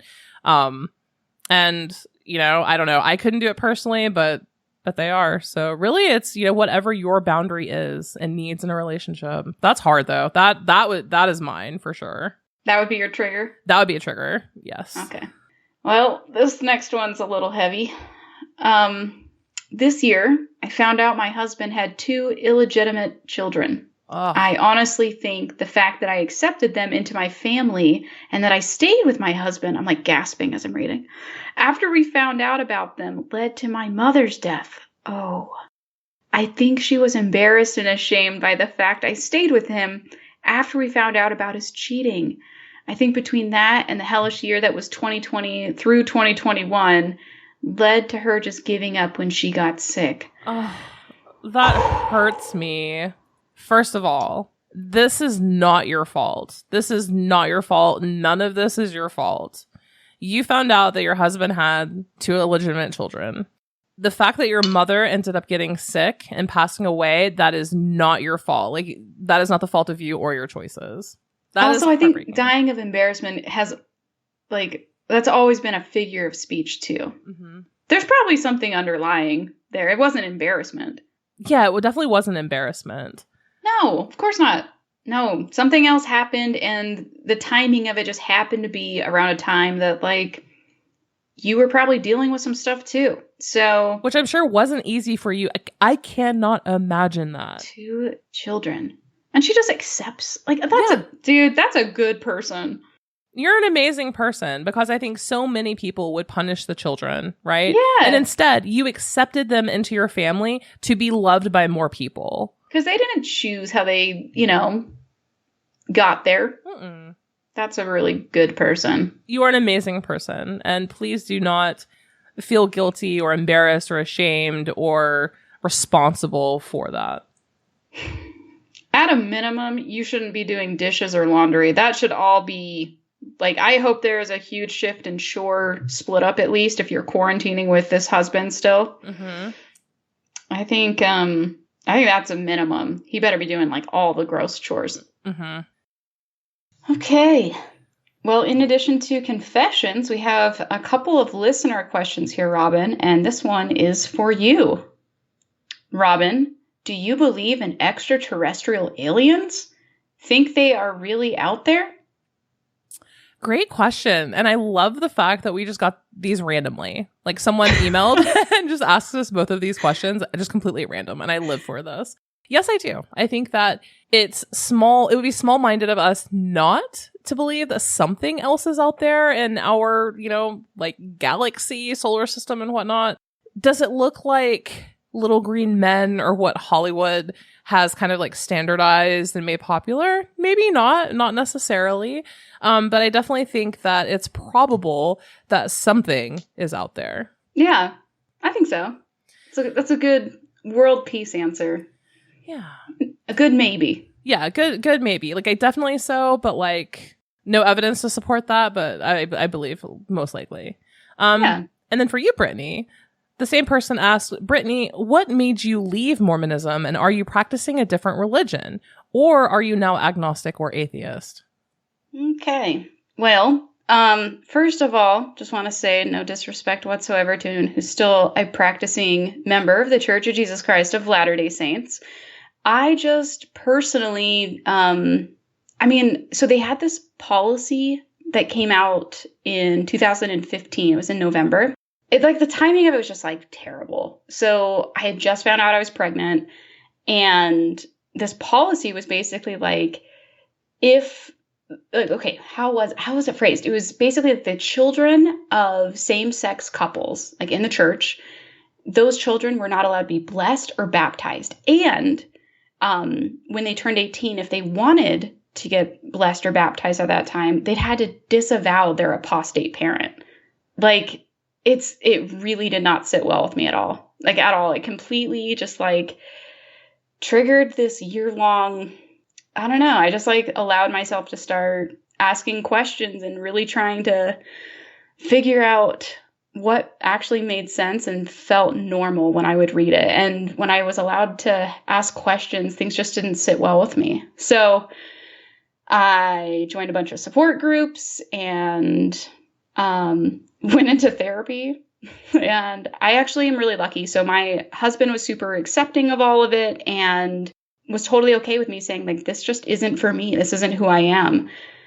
And I actually remember, it wasn't that long ago. Like, I remember thinking, like, why was it like that November 5th policy that hurt so much? And it was because there I was, like, I was pregnant with my son and realizing I didn't want to raise him in a church that would like teach him to hate part of who I was or anyone else for that matter. So I don't know. I just think, like, for me, it was just more like I didn't want to be part of something that taught hate, and I didn't want my son to learn it either. So I left. That's intense. I don't do anything now. I think if anything, I'm a stoic. I like stoicism. Mm-hmm. I believe that wholeheartedly. I'm a little bit cynical. Do you want to correct that sentence? In a good way though, right? Like, I can be a more loving person outside of an organization that teaches me to hate people. No, definitely. I can't imagine. Like, you've told me the story before, but I just can't imagine just how crippling that must be initially when questioning. Well, just like, yeah, like just the idea of having to like have your kid tell you like you're not good enough for God. I don't know. Like, I just personally refuse to subscribe to that mentality. That's heavy. So Lori is the person who emailed and asked these questions. Thank you so much. She says that she enjoys the show. Really appreciate that. And I hope that this answers your questions. And furthermore, if any of you have questions like these for us, please email us. You can do so at info@WeSawTheDevil, and we would be happy to answer them for you. I can't promise happiness. I'll answer the questions, though. You're just a ray of sunshine today, I have to say. All right, so Brittany, final segment, guys. We have made it. We have made it to the end. and you have cooked up something. What are the holidays without a good, tasty roast? I'm excited for this. So this was just more, I think, just like therapy more than anything else. We're not like, look, we're not laughing at like what's happened with this case. We're not laughing at the victims. Guys, we just like making fun of the idiots. And like, here's the thing. I would hope that if I were related to one of these monsters, if I had gone out and defended them or like vouched for them or done anything like that, I would hope that I was getting made fun of too. Like I would deserve it. So just know, like, obviously this is not making light or not intentionally making light of what's happened. It's just like, this case is really effed up, you know? And I also have to say, to add on and tack on to that, is the fact that we've been covering this case for 2 solid years at this point too. Like, let us laugh a little bit. We have, I actually shed tears when the children were found. Like, we've taken this case very, very, very seriously. Spoken with family and friends, and it's just like, we have been covering this for 2 solid years. We can't, and we do occasionally receive comments like, I can't believe you guys are laughing about X, Y, or Z. We're never disrespectful, I feel. Well, we don't try to be, but like personally, right? My own little honesty thing. Like I've always processed traumatic things with humor. Like I don't know how to turn it off. It sucks. It's the worst. Like I will laugh at a funeral and I don't want to. My body does this, and this is how we're going to get through this one too. No, it's true. And gallows humor is an absolute real thing, guys. And, when I was in my early 20s, I worked at 911. And if you think that laughing about like a stupid Lifetime movie, is offensive, like you would be appalled at some of the things that police and firefighters say behind the scenes. Like, for one example, like if you have a car, say, that burst into flames or someone died in a fire, they would literally say crispy critter. Wow. Yeah. I mean, I've got family. I've always had a family member in the military, like my whole life, always. The crassness that you're going to get from anyone who has to face trauma on a regular basis, like it just comes with the territory. And you're listening to a true crime podcast. Like, what were you expecting? Like, I mean, there's going to be heavy topics, and we have to deal with them somehow. Yeah, it's true. Anyways, okay, can we laugh? Let's laugh. Let's laugh now. Let's laugh. Okay. So how are we working this? I wrote a little something about a little bit of everyone. So I figured you name the person and I'll just kind of like let loose. Okay. Let me think. Okay. Let's do Zulema. I feel like Zulema is my favorite in all of this. Deal. Okay. Zulema might be the only person that actually talks about global warming the way some of your grandparents talk about immigrants or automation. Global warming is coming here and taking all of our jobs. You really can't put a price on the quality of a handmade tornado. She's also a retired professional cuddler. That's it. That's the whole joke. That's the whole thing. That's all you need to know. She couldn't quite make the cut. Not sure what that is, but she didn't make it. Okay. Chad Daybell. I know I'm biased being here in Idaho, but I actually hate that Chad is compared to a potato. Potatoes are the most mysterious vegetable. Is it going to be crunchy? Is it going to be creamy? Is it going to get me drunk? They hold interest. Okay, Chad is no potato. He can't even pretend to potato. This is my motion officially filed for Chad to be formally called Cabbage. He already looks like a bloated Cabbage Patch doll. Oh my God. And honestly, I would prefer to see him rot. How dare you ruin my childhood? Did you have a Cabbage Patch doll? Hell yeah, I did. We're talking about like 1750. I cannot picture you playing with dolls unless there's like creepy music in the background. Wow. Just like all the lights off in the room. Tell me how you really feel about me, Jesus. I had a Cabbage Patch doll. I had Barbies. I had like My Little Ponies. Like, wow, Brittany. Wow. Okay. Well, I guess we can't call him a Cabbage Patch doll because you care so deeply for Cabbage Patch children. I guess when did you think Chad looked the hottest? Like, you had to pick a time. When was like his best? Definitely Hawaii. absolutely. Like right after his neck circumcision, right? Oh my God. Something else on Chad's little website back in the day, he wrote that he had been working in the publishing business for over 20 years, which is already a stretch of facts, but whatever. I actually went back though, okay, in that 20 years. This is just like, this actually isn't even a joke. Like I just was on this really weird hunt when I was trying to come up with things to say about him, right? I went back and I counted 22 books in that 20 years, just 22.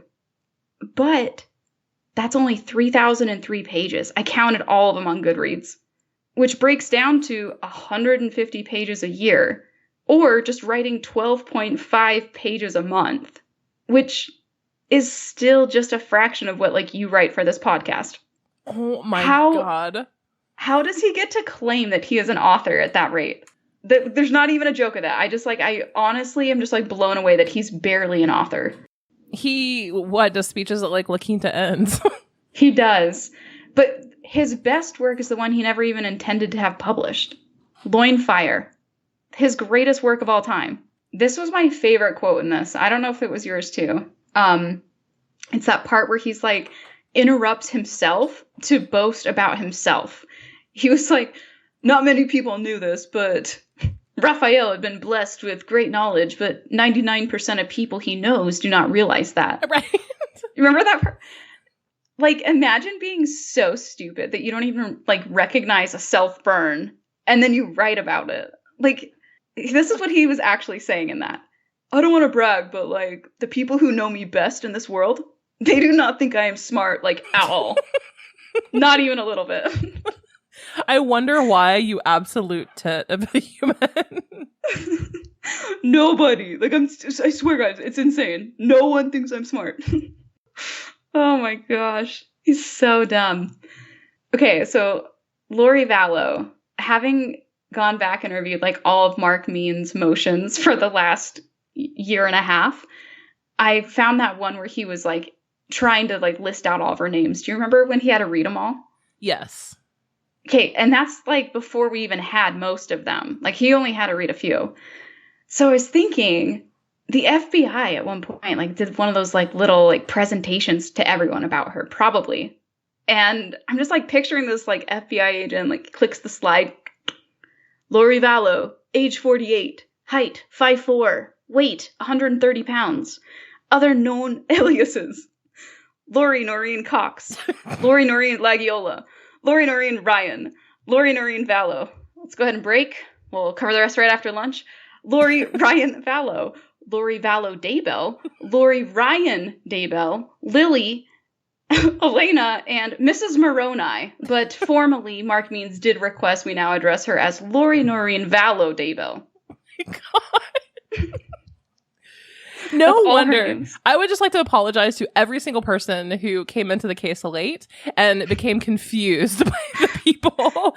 Like the Melanie Gibb versus Melanie Pawlowski. Holy crap. Lori Vallow has like 80 names. There are so many. This is all the ones we know, but like I went through everything to find those. There are probably more though, because there are more nicknames that keep coming out. I bet more will come out too. What's that? I bet more will come out too. Yeah. You know what I'm actually waiting for as well, for like evidence to come out? What? More podcast episodes from Lori. Yeah. I really want that, just the Baptized by Fire one, whatever that one was called. I'm just waiting for the one where she tells us the secret to a happy marriage. Like Transformed Housewife? Yes. I wonder if she followed her, or is it like too crossover? It might be too much of a crossover. Okay, so quick context for people listening. Don't follow this person, please. She's horrible. Please don't do it. But if you're like me and you just want to laugh, go follow the Transformed Housewife on Facebook. She's the most like super, super, super ultra religious. And like, it's just like almost funny to a point. So just, if it's not your cup of tea, don't worry about it. But if you want to laugh, like, go follow it. It's so ridiculous. It's pretty bad. I troll her occasionally if I'm bored and angry. If I'm having a really bad day, I'm like, I'm going to pop over to her page and leave a nasty comment. It's true. Depending on, like, what the biggest political news is of the day, you can find Robin just loitering around this woman's page. She's so awful, guys. Like, she believes that women should not, that the downfall of humanity is... Shh. No. Let the men speak. Fuck you. That's all you need to know. That's all you need to know. Excuse me, I need to go make my husband a sandwich. You're not supposed to be publishing anything right now. It is far past your bedtime. I'm sinning. I am sinning right now by speaking, podcasting. Fuck. Worldly woman. Okay. Anyways, Lori Vallow. I was like, what were we talking about? Lori Vallow is such an entitled bitch that even in a mental hospital, she has the audacity to pull the, I want to speak to the manager of law at the Mormon church. Okay, let's see if you pick up on this one. Lori Vallow is so vain. How vain is she? She's going to ask for her lethal injection to refill those cheekbones. Oh my God. See, we can laugh at them because they're that we're allowed to. This is fine to joke about them. That's literal gallows humor right there. Literal. Wow. Didn't. In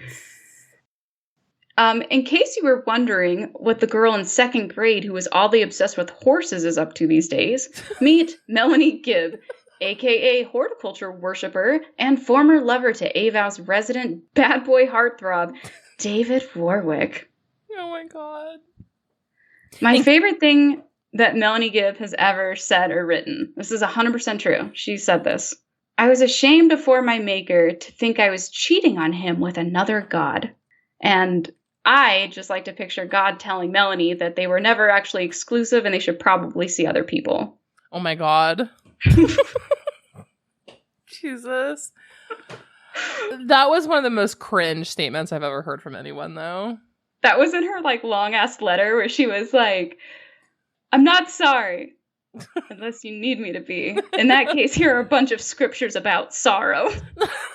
That is so on brand for her. And, oh my God, you had me at the girl who's obsessed with horses because you know. She's so that girl. Yeah. She's so that girl. And, like, I don't know why, but, like, her obsession with, like, fondling plants bothers me a lot. Like, does it make it's you uncomfortable? Weird. All the B-roll of her just, like, caressing leaves. Yeah. It's weird. On, like, every interview she's ever done. They probably were like, hey, just, like, be normal. And she's like, on this leaf? She's like the right kid here? from the Babadook. Do you want me just to rub it normal? And they're like, just stand there. And she's like, hold it? No. Just, never mind. Dude, fine. Touch the grapes. I don't care. But isn't she divorced from David Warwick? Or they are getting divorced? Or they're separated? I believe it's officially divorced. That's what I read last. Wow. That Trouble in Paradise came on really quickly, huh? Did you also like how we found out in that document dump that she used the flowers from a family member's funeral for their wedding the next day? Love it. So on brand. Probably fed it to the horses when they were done, too. Circle of life shit, you know? God. What makes this so hurtful, Brittany, is that I was the horse girl. I know, dude. When I wrote this, I was like... I was the horse girl, guys. I had 2 horses growing up, and I was the horse girl. And Brittany is just digging through my trauma. Everything. Yeah. This is everything to me. God. I can just make fun of you with permission. How is this different than any other day? It's probably true. All right, what we got next?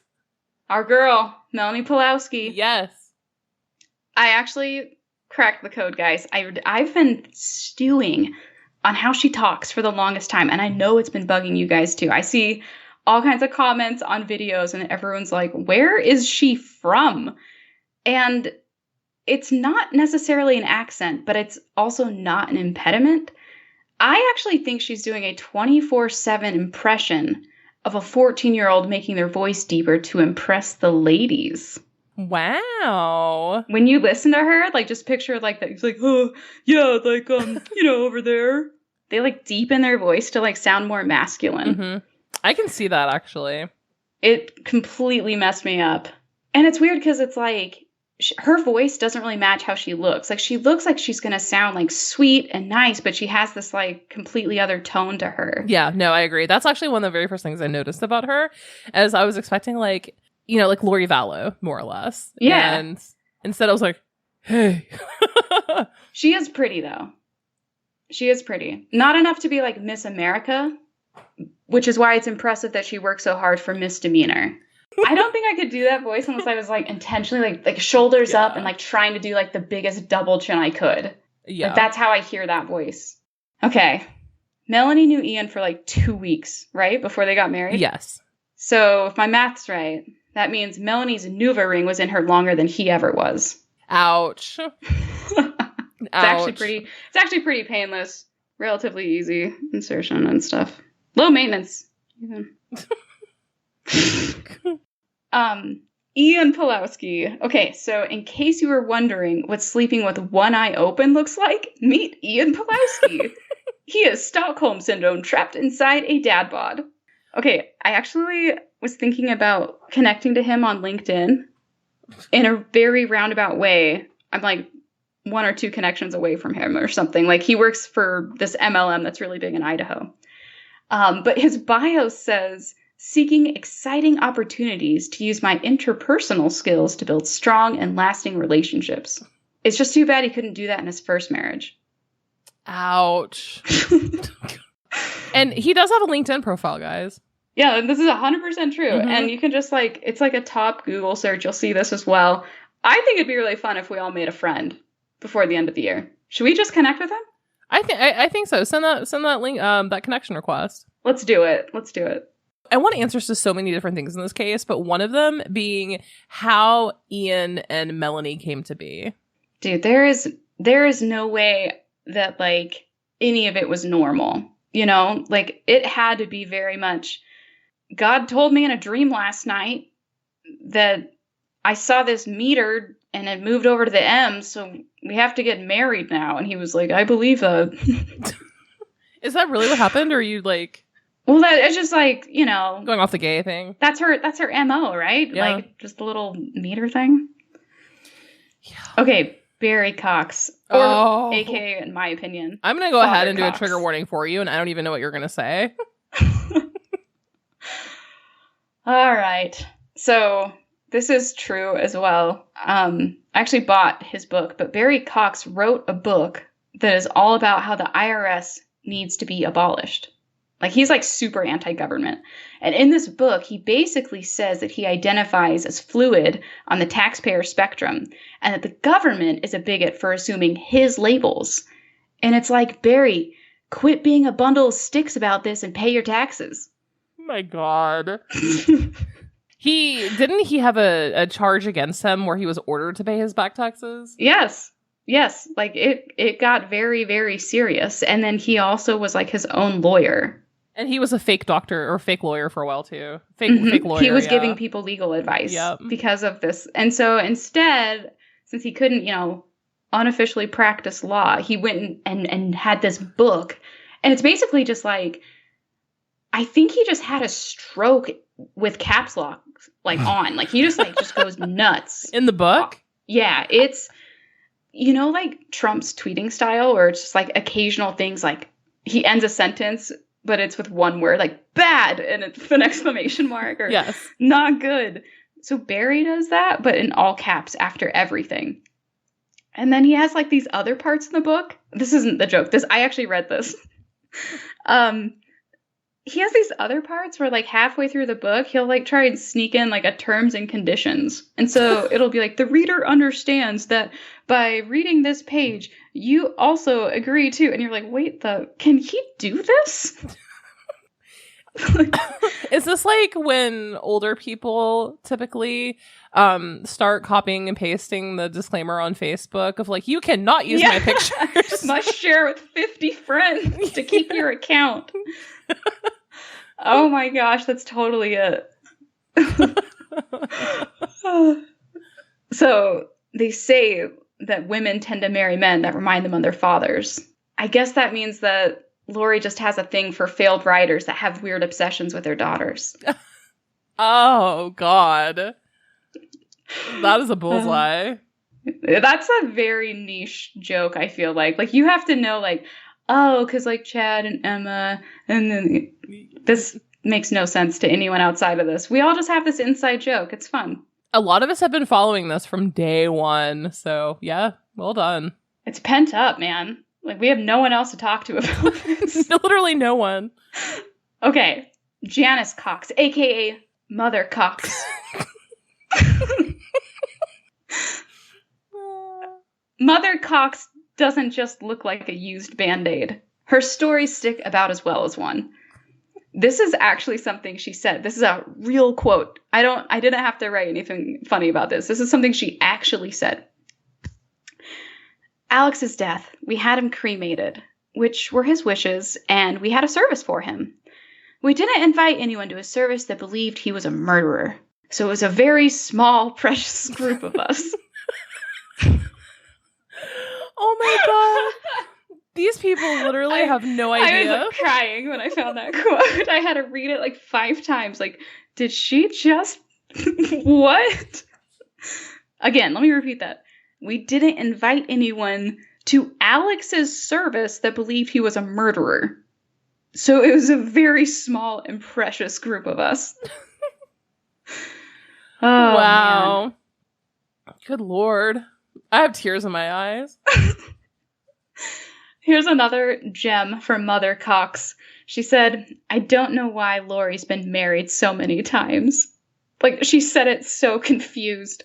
And it's like, maybe it could do with your shitty parenting and maybe also inappropriate sexual relationships with your children. Maybe that had a factor in that.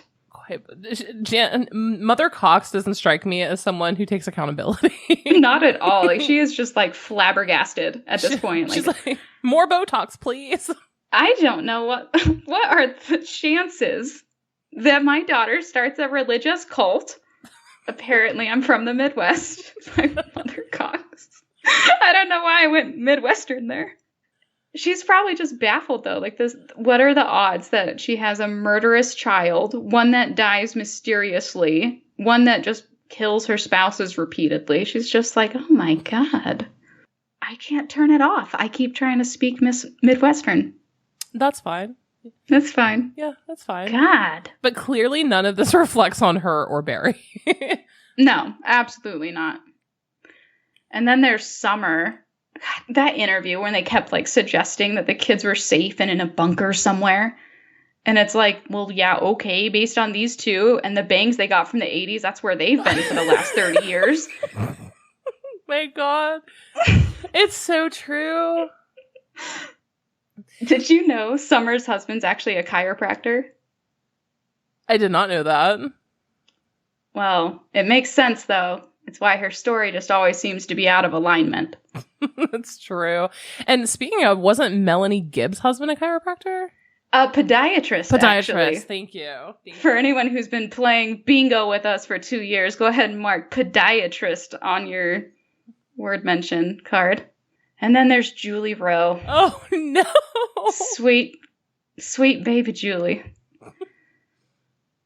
Julie says she has a third eye, but it's just as lazy as her second. Oh.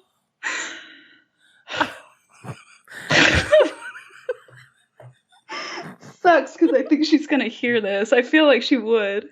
Well, I did pay her once for a session. Her angel's listening. For her lazy eyes. No, like literally she was lazy. Yeah. I actually have some good news, dude. I am officially a professional energy healer now. Congratulations.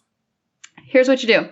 All it means is you just like vibing to 90s hits while having a mental breakdown in a strip mall parking lot. And bonus points if you gravitate towards bad decisions with tribal tattoos and mullets. Yes. That is like my favorite thing. I mean, who among us guys can't say that we have like rushed to TikTok to see Julie Rowe's new lip syncing videos? I have GIFs of her. I have recorded her videos enough to make my own little Julie Rowe GIFs so that way I can adequately describe how I'm feeling if words just simply aren't enough.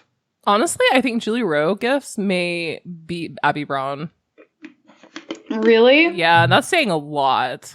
Okay. For me. That does say a lot, because Julie stares through the phone, like through you, like her eyes, dude, they're entirely dead. She definitely has dead eyes, that is for sure. Super dead. Well, let's move on to our favorites, the Daybell children. Oh no. I don't know if anyone told you this yet, but I actually just found this out. The real reason that Simone Biles dropped out of the Olympics, it's because she couldn't keep up with Emma Daybell's mental gymnastics. Oh, wow. Very nice. Thank you. Thank you. Very nice. So when Emma was on that CBS special, she was saying, like, why they were there. And she goes, we just want to tell our story. And it's like, bless her heart. Publishing stories doesn't usually work out for the Daybells. It doesn't. It doesn't. No.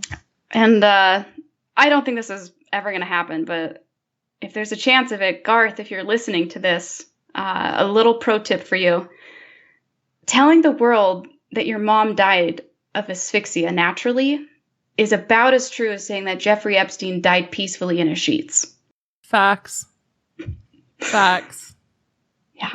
Or Ghislaine Maxwell, whichever is more timely appropriate. When by the time this releases, yes. You pick. Poor Tammy.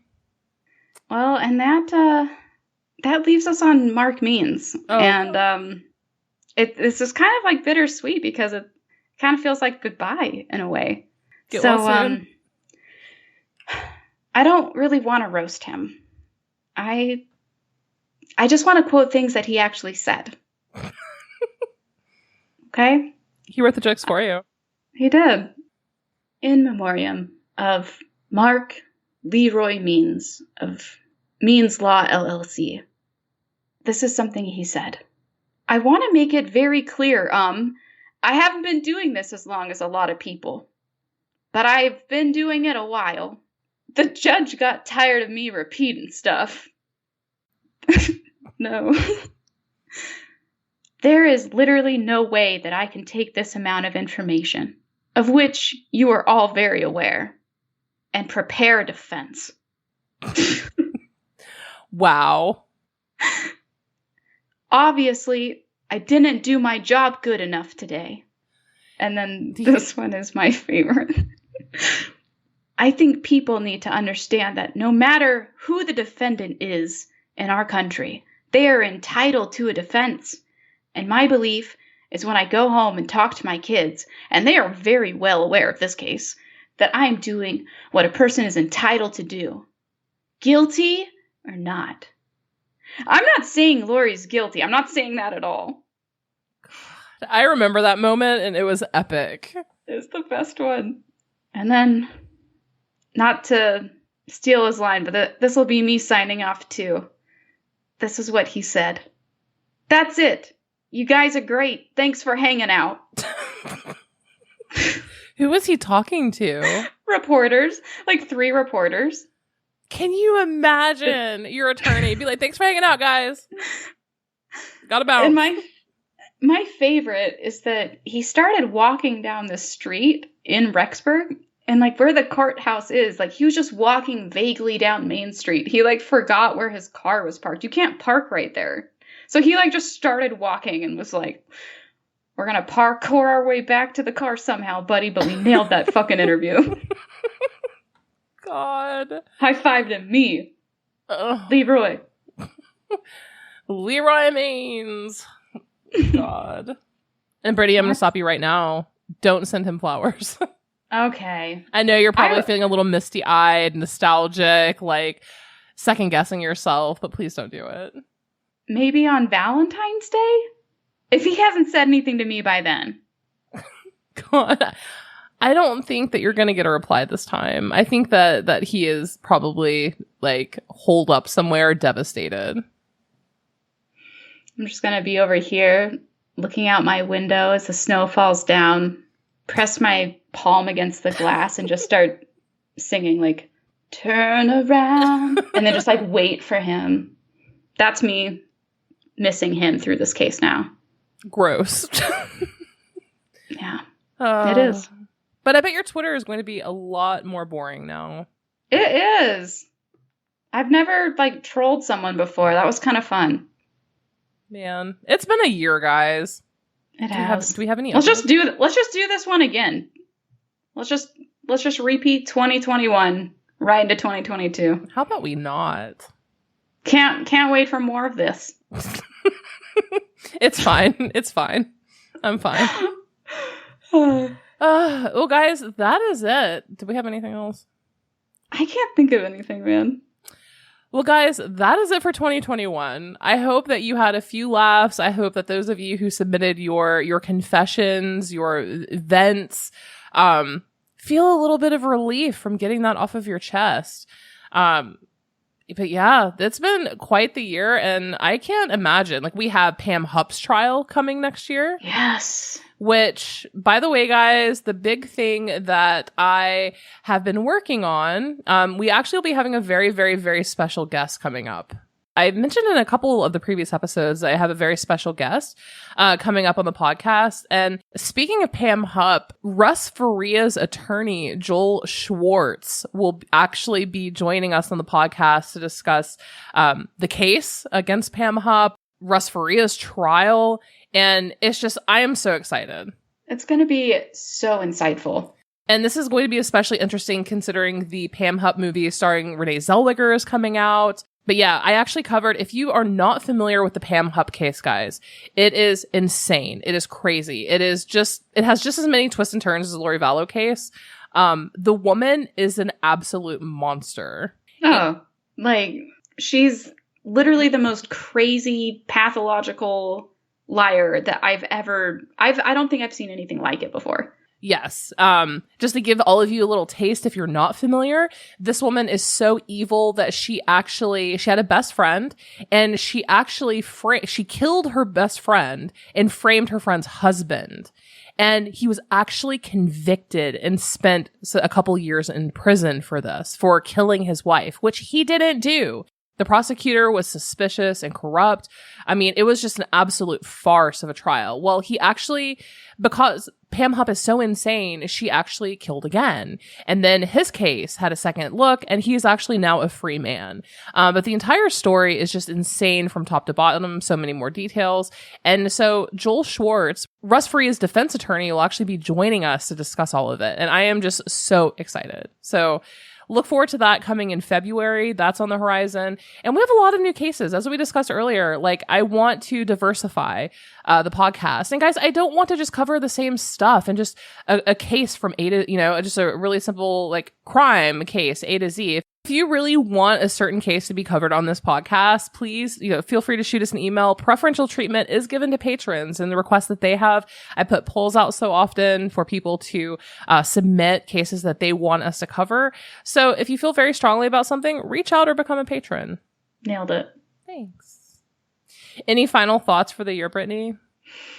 Nope, I'm done with it. I'd like it gone. Hard same. So, guys, we will see you in 2022. Mm-hmm. Until next year. Until next year. Until next year. Until next year. Until next year. Until next year. Until next year. Until next year. Until next year. Until next year. Until next year. Until next year. Until next